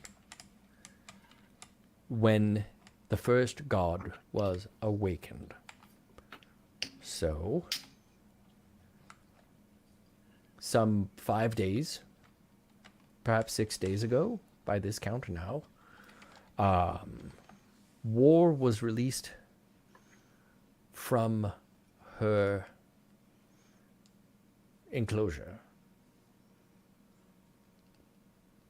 The goddess War is free, and we all, Warforged, were freed when she was.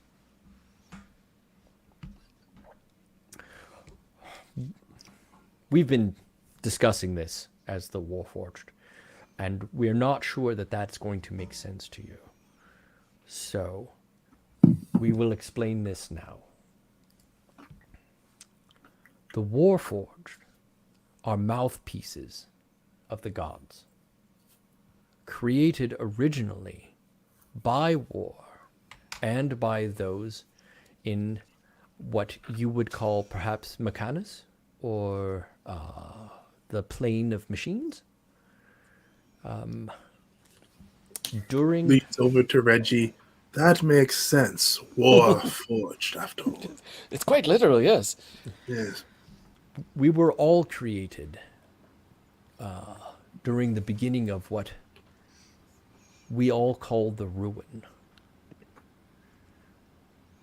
There were once thousands of us, representing the gods in all corners of the world as a way to try to combine our forces against different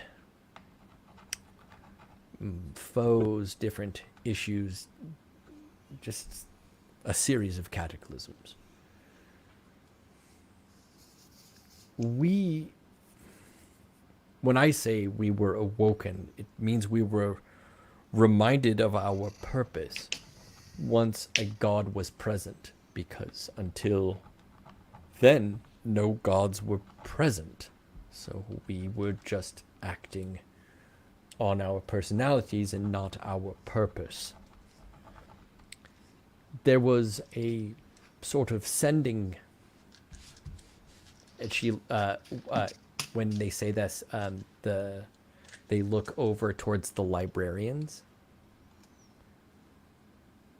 like the Council of Librarians. There was a sending connection that appeared once again when the gods began to be freed.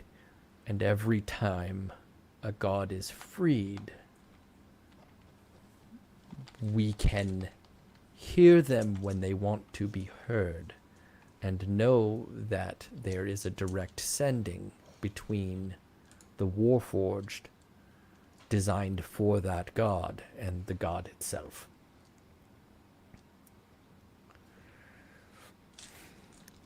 So we know that there are two gods which are now among us in some capacity. Two? They look at you for a moment, and then they say,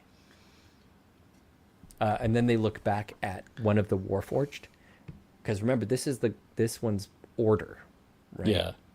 They look at the one that is War.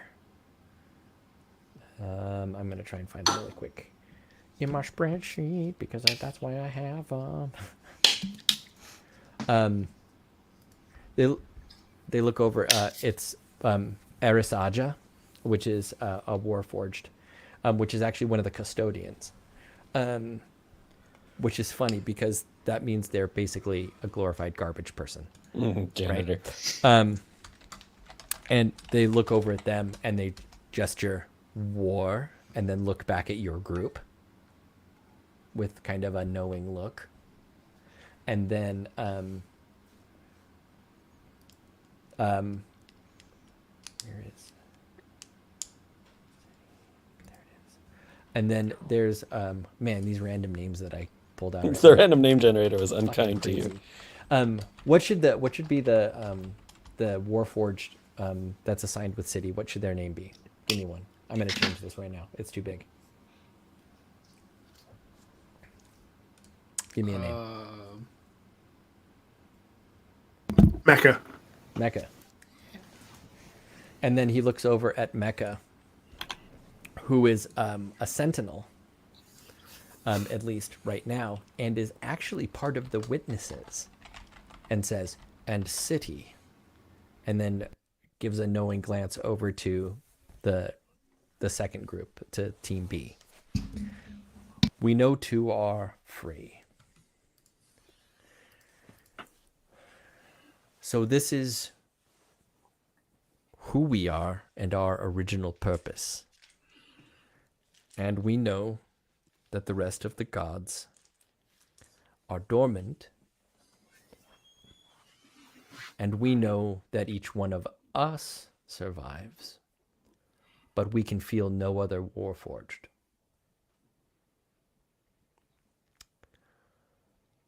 Our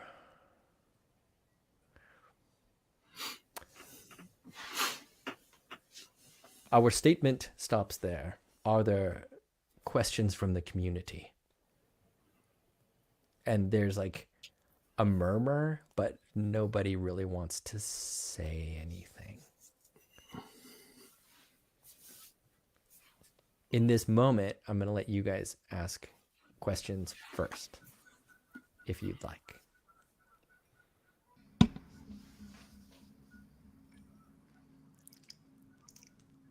Where was the god city located?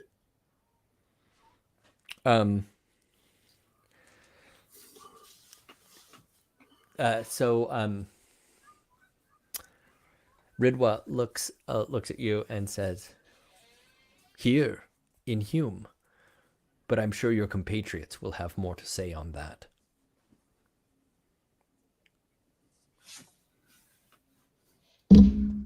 And then they stop on you for a moment and they go,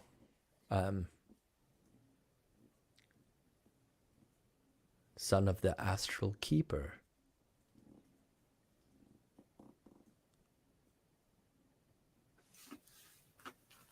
I'm gonna look at Shafak, and then I'm gonna look back. You are referring to me. Yes. Okay, cool. Never mind. Go back.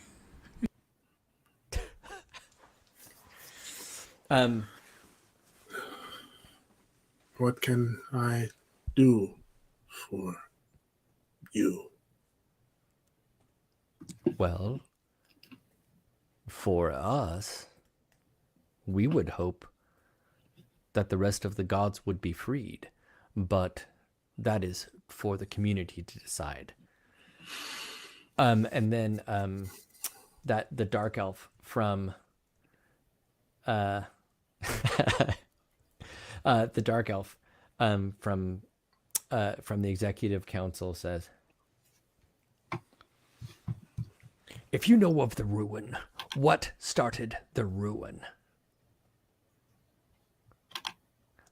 And Ridwa turns and says, "Memories of that time are hazy. But from what we can collectively recollect, the plains of the abyss and the plains of the far realms want to return to the end and have the universe die, regardless of the will of other races. Past that, we cannot be sure because of how we are powered.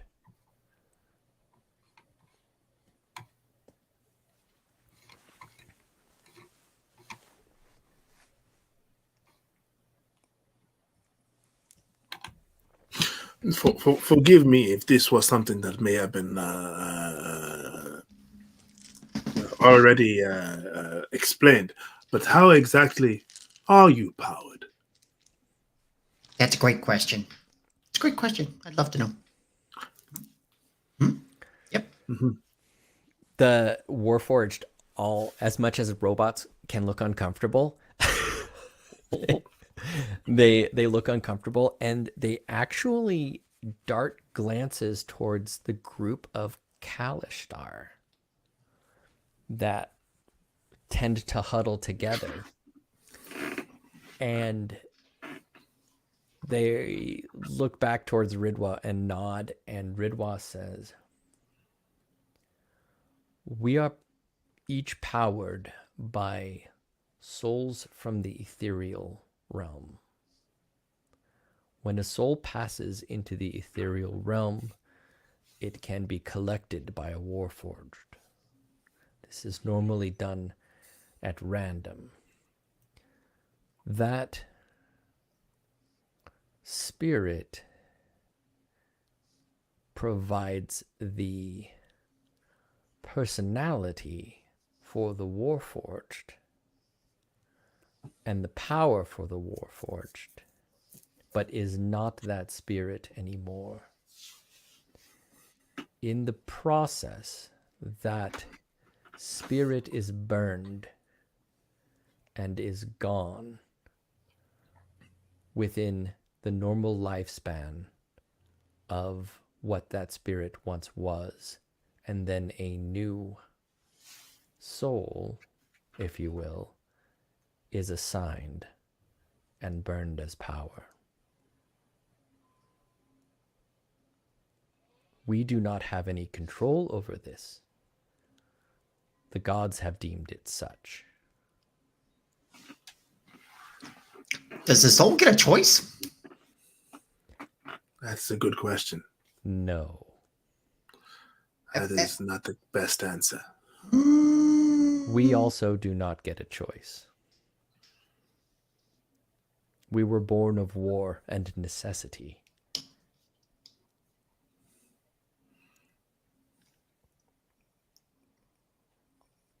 Dark. Very dark. Yep.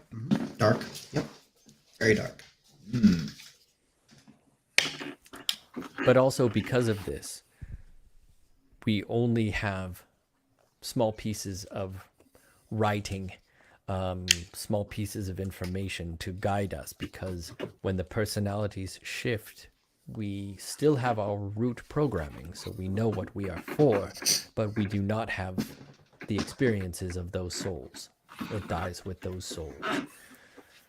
So some of us have these, and you see writing etched into their armor. These are notes from past incarnations, probably for they knew their time was short. Guys, give me an insight. Not an insight check. Give me a perception check. Dragon, you can do this, but do it at disadvantage because you've never seen this before, probably. Okay. I got an 11. 11? I got an 11. 11. With One for a total of 4. 4. With disadvantage, 21. With disadvantage, 21. That's awesome. It was a 19 and a 16 on the dice. And Tig with advantage gets a natural 19. And I don't remember Tig's stats, but that's enough for them. You and Tig, this giant turtle that's been quiet up until now, both realize at the same time that this is Aquan that's written on their bodies. Oh, yeah. Take notes of that. And Tig immediately says, "Why is that Aquan? Why is that written in Aquan?" And then points to the Aquan, actually points to their shell. And as they point to it, a bunch of Aquan appears on their shell. Would my character know anything about Aquan? Give me the craziest history check you could Sure. possibly. I'll do that at disadvantage as well. No, yeah, I won't this give is- you a disadvantage for it. Just try it. Okay. Just because you're a weird Okay. hermit and you live Okay. at the bottom ring. So. History would be only a 16. 16. You recognize that the Aquan is written in a poetic structure, but you don't speak Aquan, so you're like, this doesn't look like what my friends who are like, fish people and whatnot write when they're writing stuff down, to each other and that kind of stuff. And then one of the other Warforged pipes up. Who should it be? Give me a domain. Any domain. Grave. Forge. Grave. Grave. Like that, didn't Shadow. There isn't a shadow, I don't think. Oh. It's a monk. Do you want thing. forge or graved or grave? Wait, you're forged. That's why. Okay, That's yeah. what the Jokos make. But All then right. we got 2 votes for Grave. I vote Grave. Yeah, but how about this? Let's make Karasu do it because, well, not Karasu, but let's make Shiro do it because Shouldn't have because- opened my fucking you mouth. shouldn't have opened your fucking mouth, but you did. You son of a bitch. You and your fucking mouth. Get it every time. There's not a shadow domain, but there is a night domain. Yes. Yeah, shadow monks are a specific thing. Yeah, that's not Yeah. the main thing. I have much to learn. Fucking monks. Are you sending me Only like a when you whole lost- thing to read? Oh, fuck. Only when you have taken the shadow from my hand will you be master. Flashlight. Ah! You have defeated my rulers. There you go.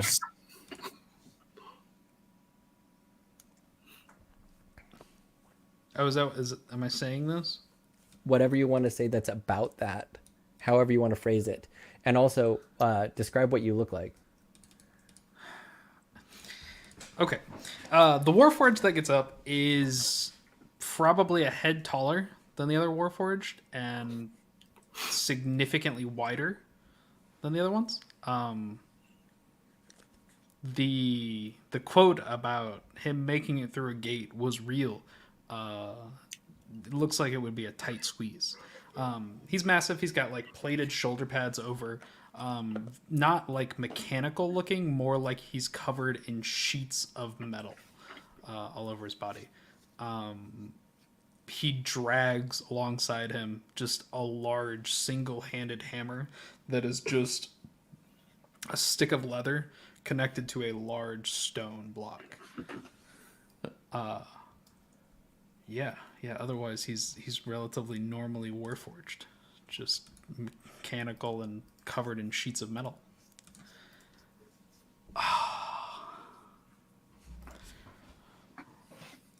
All the writing is in an Aquan poetry that is lost. It's good correspondence in a time of war.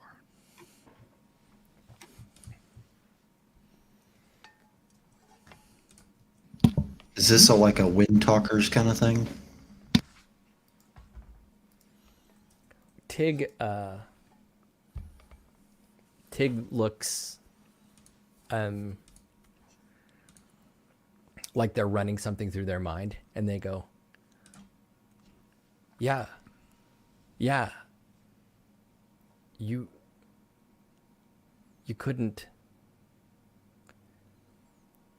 can't read Aquan poetry unless you have context. Otherwise, it could mean anything. You have to kind of know what you have to know what it's about first. Otherwise, you can attribute any meaning to it.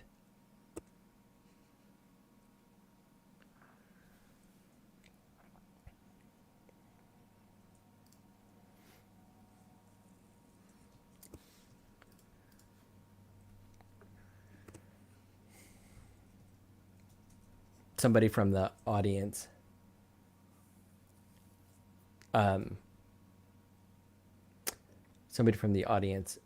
yells, I just lost her name. She yells, "What about Harriet? Where's Harriet? Somebody said they found Harriet. Where's Harriet?"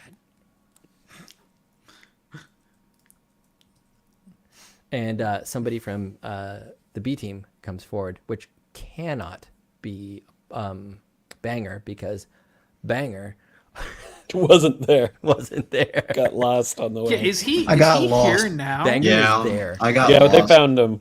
Banger's They found there. me. He's beat to shit. That's Yeah. right, they did find him. That's right, we talked about those. Yeah, who's doing the talking from B team?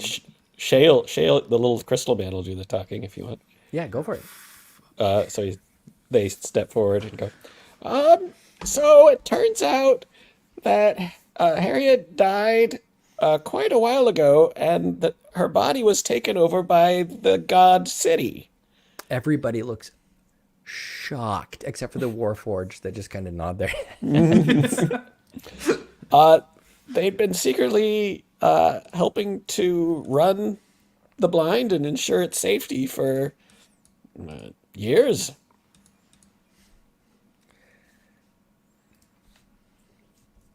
And then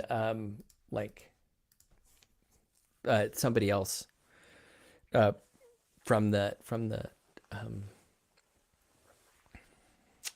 somebody else from the somewhere far out in the gallery yells, "Well, how did you find him? Where were they?" They were in the city below. The Delvers, all the Delvers look at each other like they're, It's news to me. they're like, yeah, they're like really beyond it. Let's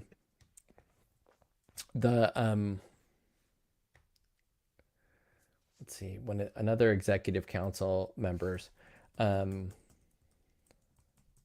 half orc, kind of in the middle of. Oh wait, no, I'm looking at this wrong.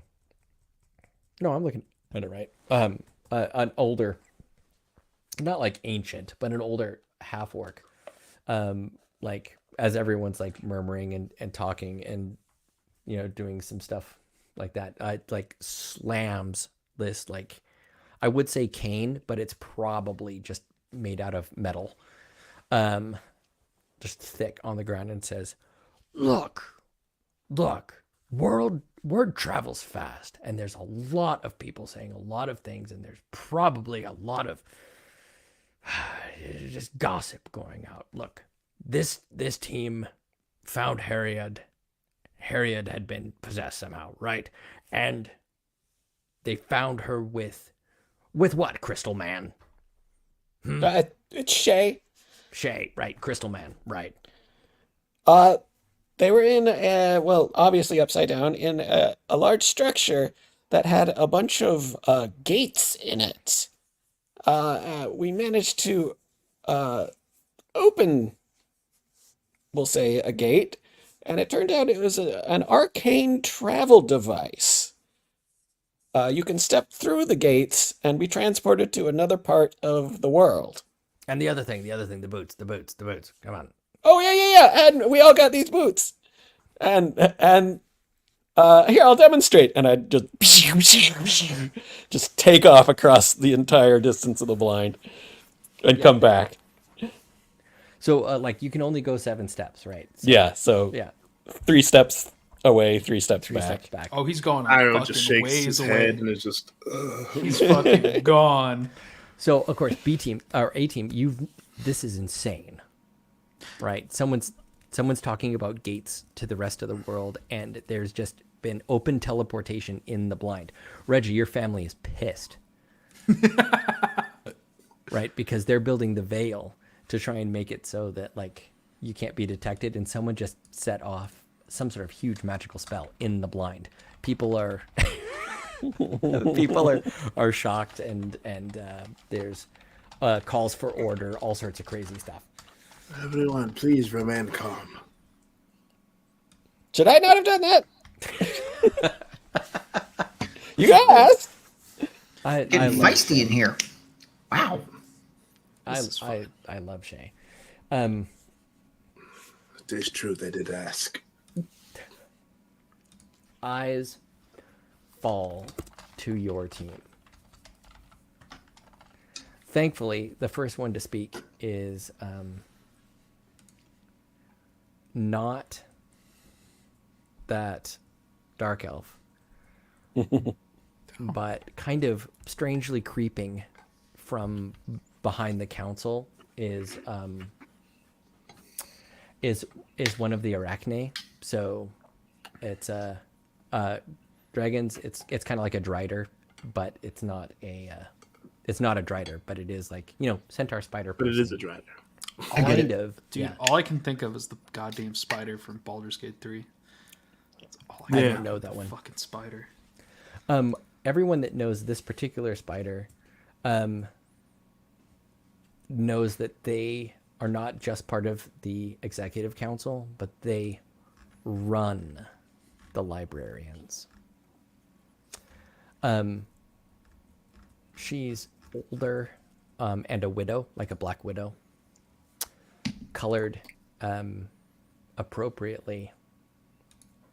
She actually spoke in the ground council meeting where you were first inducted into being scavengers.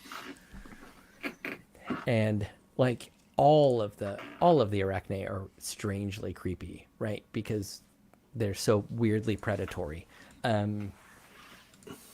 And she comes out of the line of the executive council up to your team almost, and goes, and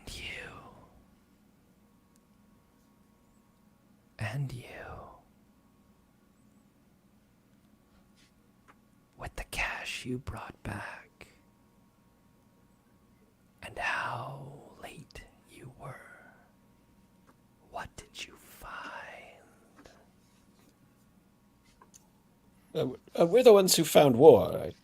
Just start right off with that. That is probably a good place to start, yes. We did find war. That did It's happen. that same thing happens where like the Warforged are nodding, and everyone's like, "What the fuck?" Like there's all that murmur. We opened a box. That is correct. That's Box was basically opened. yes. Yeah, that's really all we did. War was in it. Jury is out on what she is good for. Absolutely nothing. Say it We again. did kind of get fucking wrecked by her. That was Yes, being in the presence was unpleasant. Everybody in Team B also kind of nods. Like, yeah. Oh, you had that experience as well with City then. Okay. It's just a god thing. Yeah, that kind of sucked. Apparently. one of the a scout. They run the they kind of run a track inside the blind to look out and look in to see they're like the early warning group that work with the guards, the sentinels. Someone from the scouts said, just screams out, "But we saw the temple fall. We saw it break." Yeah. Under the temple. Yes, we did that as well. Yes. Yes. Oh, we did collapse Not on- the temple. That did happen. Oh, yes, we did do that kind of on purpose, didn't we? Yes. I like this we that we've decided on. I am a fan of this.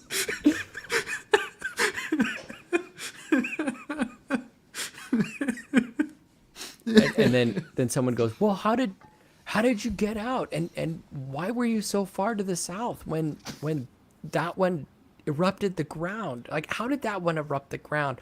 And then everyone just starts asking every particular question. I was just making potions down by the lake. I think it's fair. To Yes, answer- he's not with us. he's not a part of this. why am I here? So many That's a people, good question. So many Where are you?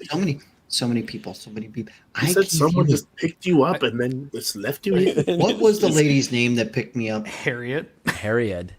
Okay, the lady who's dead, who was City, is this? Yes. Yes. Lovely. She's the one Yep. that was like, this one's gonna be important And and so, put you in a team. did she give me her name whenever she picked me up? Would Oh, I you know know- her name? you know I know. her I name. know. Okay. There's no mistaking. There's no mistaking. Harry picked me up. Said, "Yeah, I was being drafted. Yep, yep. I don't know what I'm drafted for, but they told me I was gonna be drafted. Like they wanted me. You were chosen by God then. Uh, yes. Yes. That does not Yeah. question. Yeah. Oh. Okay. Yeah. Yes. I think. Aporia, the half orc with the big iron staff, slams it down again, and she goes, "Enough!" And everyone goes quiet, and she goes, "Where were you for that week? And you?" And she points right at Poppy, Oh, not me. and she goes, "We'll get to you in a moment." Damn. So angry. I'm gonna look at the other two. I'm gonna look back. Joe looks at you and says, "If you don't say it, man."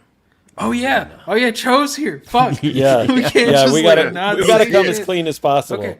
Yeah. So God magic sent us to a library. There we go. yes, the Library of Mock, to be specific. It Yes. is deathly quiet in the blind at the mention of the Library of Mock. Poppy, even you know that the Library of Mock is one of the legends of how the world ends and why it's as bad as it is. What you know about it is that the library had a bunch of secrets in it, and teleported around and around and around so nobody could find it, and that traveling stole power from the world until the sun started to darken, give or take. Is that pretty good? Oh. Okay. Yeah. Yeah. We're good. So, Reggie, this Arakakra just mentioned that they went to one of the places that is supposed to have ended the world. Let me I preface. slowly scoot away from them a few steps. Yeah. Let me preface our tale thusly. All the legends you have heard about what caused the end of the world, the ruin, are small pieces of the truth, it seems. None of them are the complete picture. The Library of Mach, the Ruiner's Gate, Mor Atma. They're all real in one way or another, though not the way that we know them. I can't remember. There was one more that I was going to mention, but now I can't remember.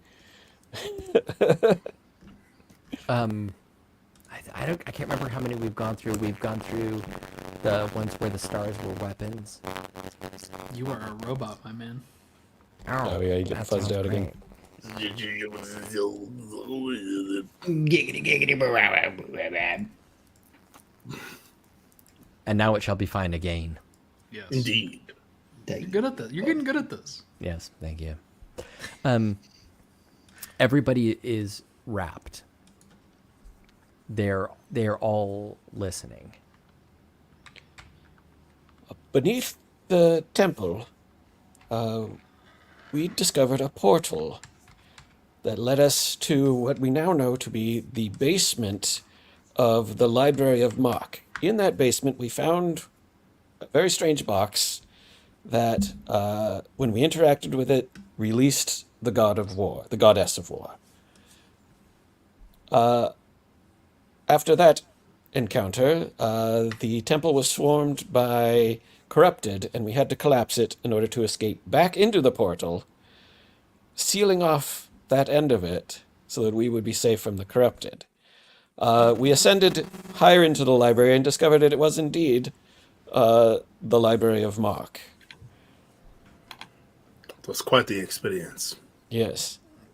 It was. And that is, the library is where we found everything we brought back, basically. the Yes. basement. The basement of the library. The basement of the library, yes. specifically. There was more. There was so much more. Yes, Yes, could that's not all we bring can carry. everything. There's like Oh, Oh, Buzz. this is so beautiful. Huge We should have red just left that. That was so good. Holy shit. what? Am I broken again? Yeah, Yeah. absolutely. God damn, that was so good that you couldn't understand what he was saying. That was great. How about now? Better? Yeah. Yeah. Poppy scoots forward and goes, "Were there any alchemical books in there?" Oh, yes. Undoubtedly. Really like Oh yeah. Oh, There's a tiny voice, like a terrified child, that goes, "Did you see Mock?" I turned across you and I, Yeah, raised my fuck it, bird this, eyebrows. this dude's gonna. Yeah, down I was going to this. say. We did. Yes, we did. Mock is a genie. There's tons more murmuring, like tons more stammering, and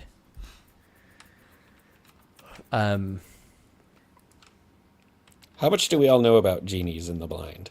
I once had a conversation with a genie. It was totally crazy. He told me that he would give me anything that I wanted. Wait a minute, where's that? It's not with us. You did not. and then he just like drones off into like mumbles.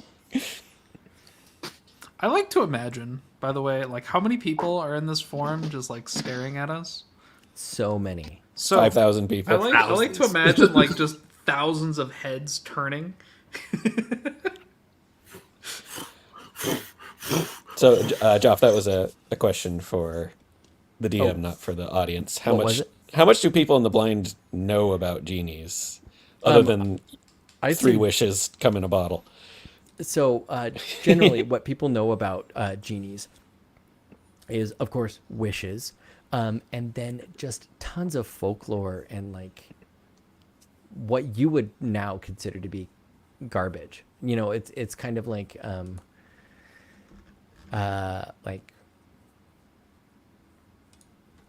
you meet a werewolf and you're like, or not a werewolf, you meet a vampire and you're like, oh, I'm gonna like run across this stream because he can't chase me, and then it does, and you're like, what?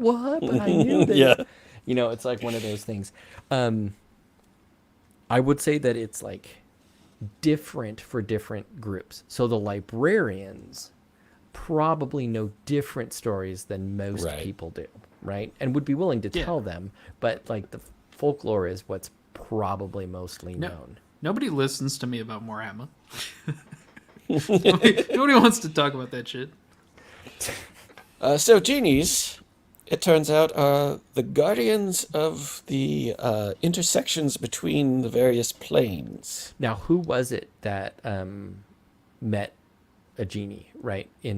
There's two more genies. It was those two characters over there, right? Yeah, our me characters. and yep. The sea characters. So both of those characters, I'm going to say, step forward and make some kind of sign of support to this. Yeah. Fuck evil. Information. Pure evil. Yeah. Kai steps forward and is like, "It was an experience, or it is an experience." Oh, good. Well, I'm glad we're not the only people who met a genie. 4 people died. A lot happened while we were gone. 4 people died, and I got a box. Is that that's the Warforged, right? It's just the word.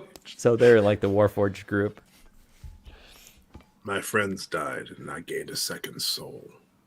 And Mock's the void genie, right? Yes. Yeah.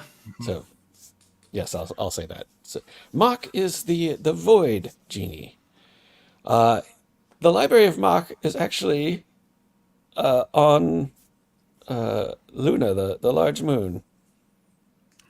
When you say void genie, Shafak just kind of Yeah.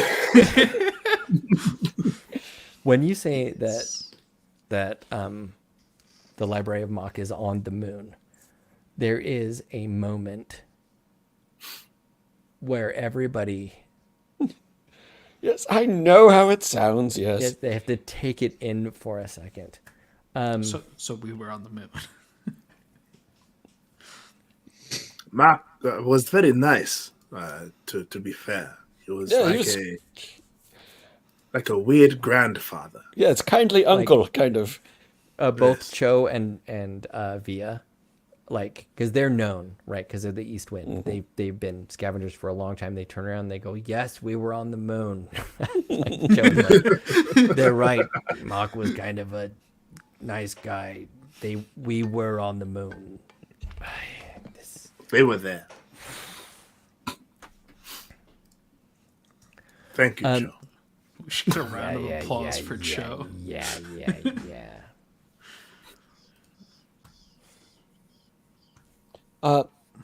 We spent as much time there as possible, gathering as much equipment and materials as possible. We could not bring any books back. They're actually blank until information gets put in them. It was a very interesting system. And Very strange. once you take them out of the library, the information leaves the book again. So there were books there that can never leave the library, basically. We did spend some time transcribing some of them, and I look at Tig. And there's like a shit ton like, of transcribed. yeah, Tig nods like, Things that we thought might be useful, interesting, informative. You had a lot about like growing plants, I think. Yeah, we did transcribe some farming stuff that was information. very, very used to, like very useful for the blind, like Yeah. lots of utilitarian stuff. There's a brief, like, stammer that's been happening again, or that has happened before, where everyone's like just trying to take all this in, and then that that widow, Argelios, who was in front of you, turns to Poppy and goes, "And you, what happened to the rest of your team? And why did you come back alone?" They all died. They not smart. They don't know how to hide like me. I don't. My man turned into a spider and then talked shit about other people's ability to hide. No, see, that was the other. That's That's my the other other guy. character. Okay. That's we don't my know druid. we don't know what happened to Poppy. We don't know what Yeah, we happened don't to know what Poppy. happened to Puppy. All right. We were exploring some ruins and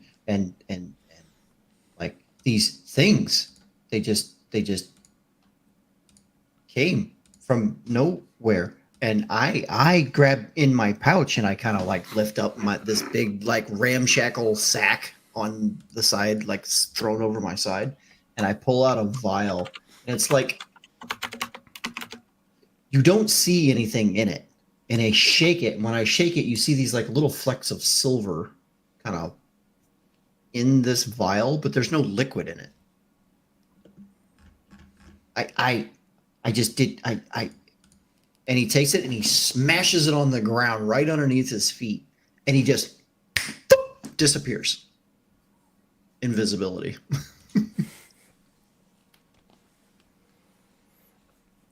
And so now he's just standing there, but Invisible. nobody can see it. Invisible, but nobody can see him.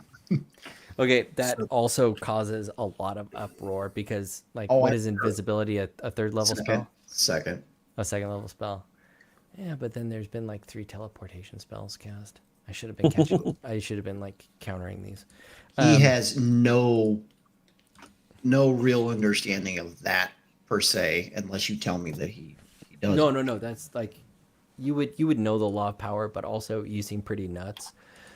Very so- nuts. Yeah, so I think you're not even thinking about that. We should really not be with this dude. Well, I mean, like, to be fair, like, Tig knew about the law of power, and the first thing that they did was a thunder wave. Yeah. Oh, that's true. you know, and that always not that bad. no, but it was very loud and it called some stuff to you, and then I rolled very badly, and you guys were safe. Well, they were. I was fine. Yes. Okay, so at this point, I'm going way too slow. Yeah, we're getting. Yeah, we're getting up there. I'm gonna get done here in a second. I would say, for the sake of brevity, after a few moments pass, to show what I did, I'll just drop the spell and boop, reappear. So there's a lot of hubbub, This is good. and then somebody that you guys know. What do you guys want, a hobgoblin or a human? Hobgoblin. Right, okay. Hobgoblin. A hobgoblin from the executive council, somebody named Sandalgolf, which is easy to remember, stands up and goes, everybody.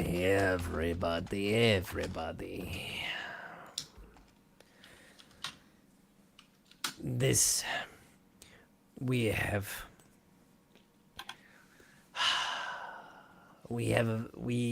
all have a problem.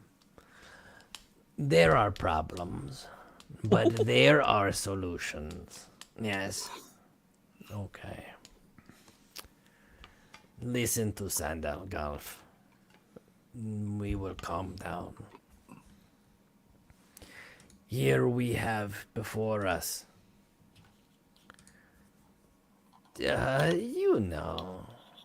danger but opportunity. Sandal Golf puts forward this proposal. Never before in the history of the blind have gods been revealed. Have attacks, possibly by dragons, been reported? Have genies shown themselves and described their nature? All of these things have happened to these people. The blind must endure. We are the only ones, so far that we know, that have survived. The blind must endure. But there is a chance for gods to be awakened and for this mystery of genies and dragons to be unraveled, but it should not be done at the blind.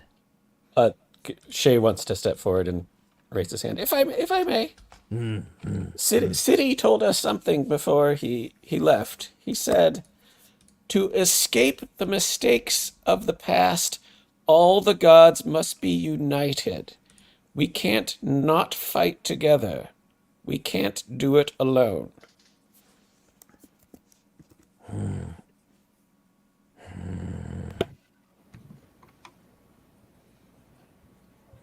Sandalgolf hears this and honors the god city. Sandalgolf suggests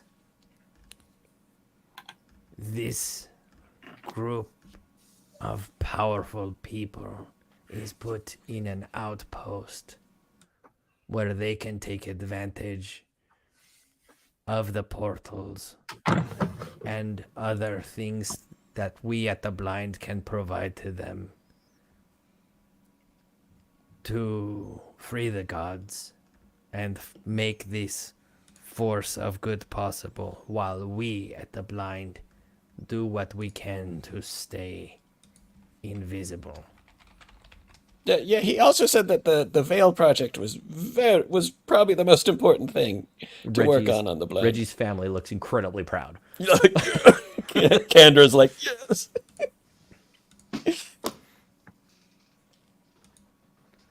Shafak just gives Reggie like a good pat on the back.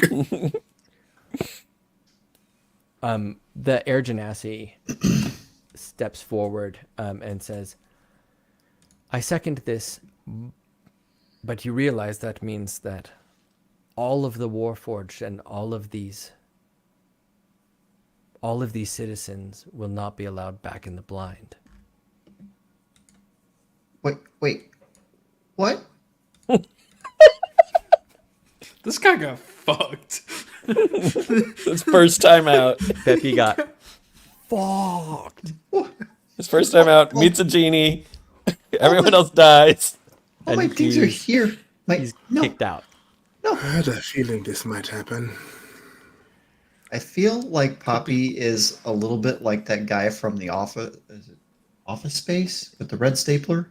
My mind. Yes. Like just a tiny bit like Yeah, that. you've been moved to the basement, Stephen my Root. friend. Yep, just a tiny bit. How are we Okay. gonna live without the veil? So, because it's so late, we're gonna cut it off here.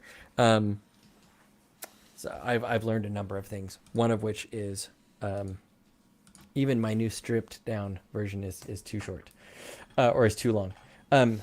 So when we do our housekeeping, next time we meet for the Darkening Sky, what we're going to do is get together and instead of design the characters in the C team, we will design the outpost that is above those the other inverted citadel that's been broken off, where all of the portals are, and you guys get to basically create your little nexus hub, your town that you live at. Dope. Tig Nice. volunteers to be the records keeper and keep the town running, because they were originally the tavern runner, so they're going to keep the whole place going. And then the He'll be teams the man in the chair. exactly, and also collect all of the lore that you bring back. Yeah. Now there's going to be, and it's going to be up to you how it works. There is going to be communication and like resource sharing between you and the blind, but you guys are going to create that for yourselves. And also that is going to be the place from which people will go off on the other episodes, and we can start on those. So we have that to look forward to, and also maybe a little extra adventure, because there was something I wanted to do tonight that we didn't get to because I talked too much, and maybe we can do that sometime for fun. How dare? How dare! Sounds great. Thanks for letting me hijack Unveiled to Yeah, man. play a home game where I we was basically super excited for it. It was set up how the rest Nice. of a home game is supposed to play. good. Fuck yeah. So Good if you're shit. watching right now, guess what? You might never see this again. We may or may not stream or record it at some point. Welcome to the piano room. Yeah, welcome to Whoa. the piano room. This is actually what Mock's room looked like. There you go. Right, It's pretty close to it. It's pretty close to it. here. Okay, let's do some outros because it's hilarious. Thank you guys for basically doing lore dump the episode. But now we're in a position where next time we can actually just Off do and a running. bunch of fucking awesome one shots, and it's not going to matter who's in which one, because it's going to be like Chrono Trigger, man. You can choose your team. Choose your I party. was telling you, it's gonna be great. It's gonna be this fucking RPG select your character shit going on. That's Right. what we got going on. Up, Character down, select down, screen. left, right, start. So before we BA, go, start. before we go and do our outros, I just want to do this really quick. These are the episodes that we have left over, that you guys get to choose from. Where is it? Can't. Yeah.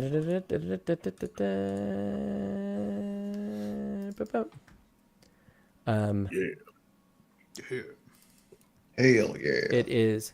So remember, these are all based on gods, but there's going to be some other stuff in there because remember, we're talking about genies and dragons now too. Okay. Yeah, that's new.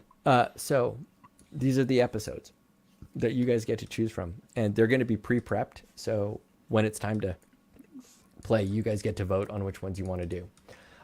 The Winds of Tempest, The Waging of War, The Restoration of Nature, The Plan of Order, The Mystery of Arcana, The Kindling of Light, The Finality of Death, The Edge of Twilight, The Depth of Earth, The Deception of Trickery, The Darkness of Grave, The Crucible of Forge, The Consequence of Knowledge, The Breath of Life. And once we finish all of those, I have a thing set up so that we can finish the whole thing, this whole series of one-shots, and it is going to probably take 2 or 3 sessions to finish it because it's a huge fight, and it's called The Lightning Sky. That's good. I love like that. And so now, there we go. Tony, take us out. Hello, everybody. My name is Tony, and I had the esteemed pleasure of playing several characters tonight. The one I played the most, I suppose, was Poppy, the halfling artificer who's crazy batshit and going to be a lot of fun to play. So thank you for tuning in. You may tune in again. You may never see me again. I really don't know. So, yeah. No, don't listen to him. You'll see him next month on the 6th. Okay, and Sphinxtifer Jones. Oh, wait, you might be frozen. No, you're not. He was just posing. He's just That was Sphinxtifer Jones. Okay. I know. Hi. I'm Sphinx Akasha, also known as Sphinxtifer Jones now. Though I'm your champion of bards. And I played also a couple of characters, but mostly I played Shafak, the Void Genasi Twilight Cleric / Artificer now. How about Christopher Fies, the wisest of all Chris's? I'm Christopher S. now. I played Reggie, the Birdman, and Shay, the 3-foot-tall man made entirely of blue crystals. Well, I shouldn't say man, 3-foot-tall, non-binary person made entirely of crystals. 'Cause Wonderful. they don't have Individual. genitals. Individual. So. And Dakota or Gus to your pals. Or Andy, apparently. I am Dakota Orishiro. I play Karasu, Ciara, and the unnamed Warforge of Forge, who is named Wall. That's his Wall. name. His name I is like Wall. that name. Yeah. Wow. Yeah. Wow. And I am Joff. I get to DM our home game, which is funny because now it's not a home game. And while this was a big old lore dump and a way to organize everything, next time, if I do end up hijacking Unveiled again, we'll be going on some adventures, and I think that there'll be a lot more action-packed because, yes, they will all be 3-hour tours. And now we've got a stable of characters, and over to you, Andy. Thanks for tuning in. I hope everybody has a wonderful, Why is that happening? wonderful week Why? and a wonderful month. And we'll catch you all back here on the 6th. Guys, roll the credits. Roll the credits now. Unveiled comes Roll back. them now. God fucking Roll damn it it. now. Thank you so much for tuning in to another Vibe Tribe production. What's going to happen next time? Well, you're going to have to tune in to find out. But until then, remember, take care of yourself, love one another, and as always, make sure that you keep the good times rolling. Thank you for being here, and we'll see you next time.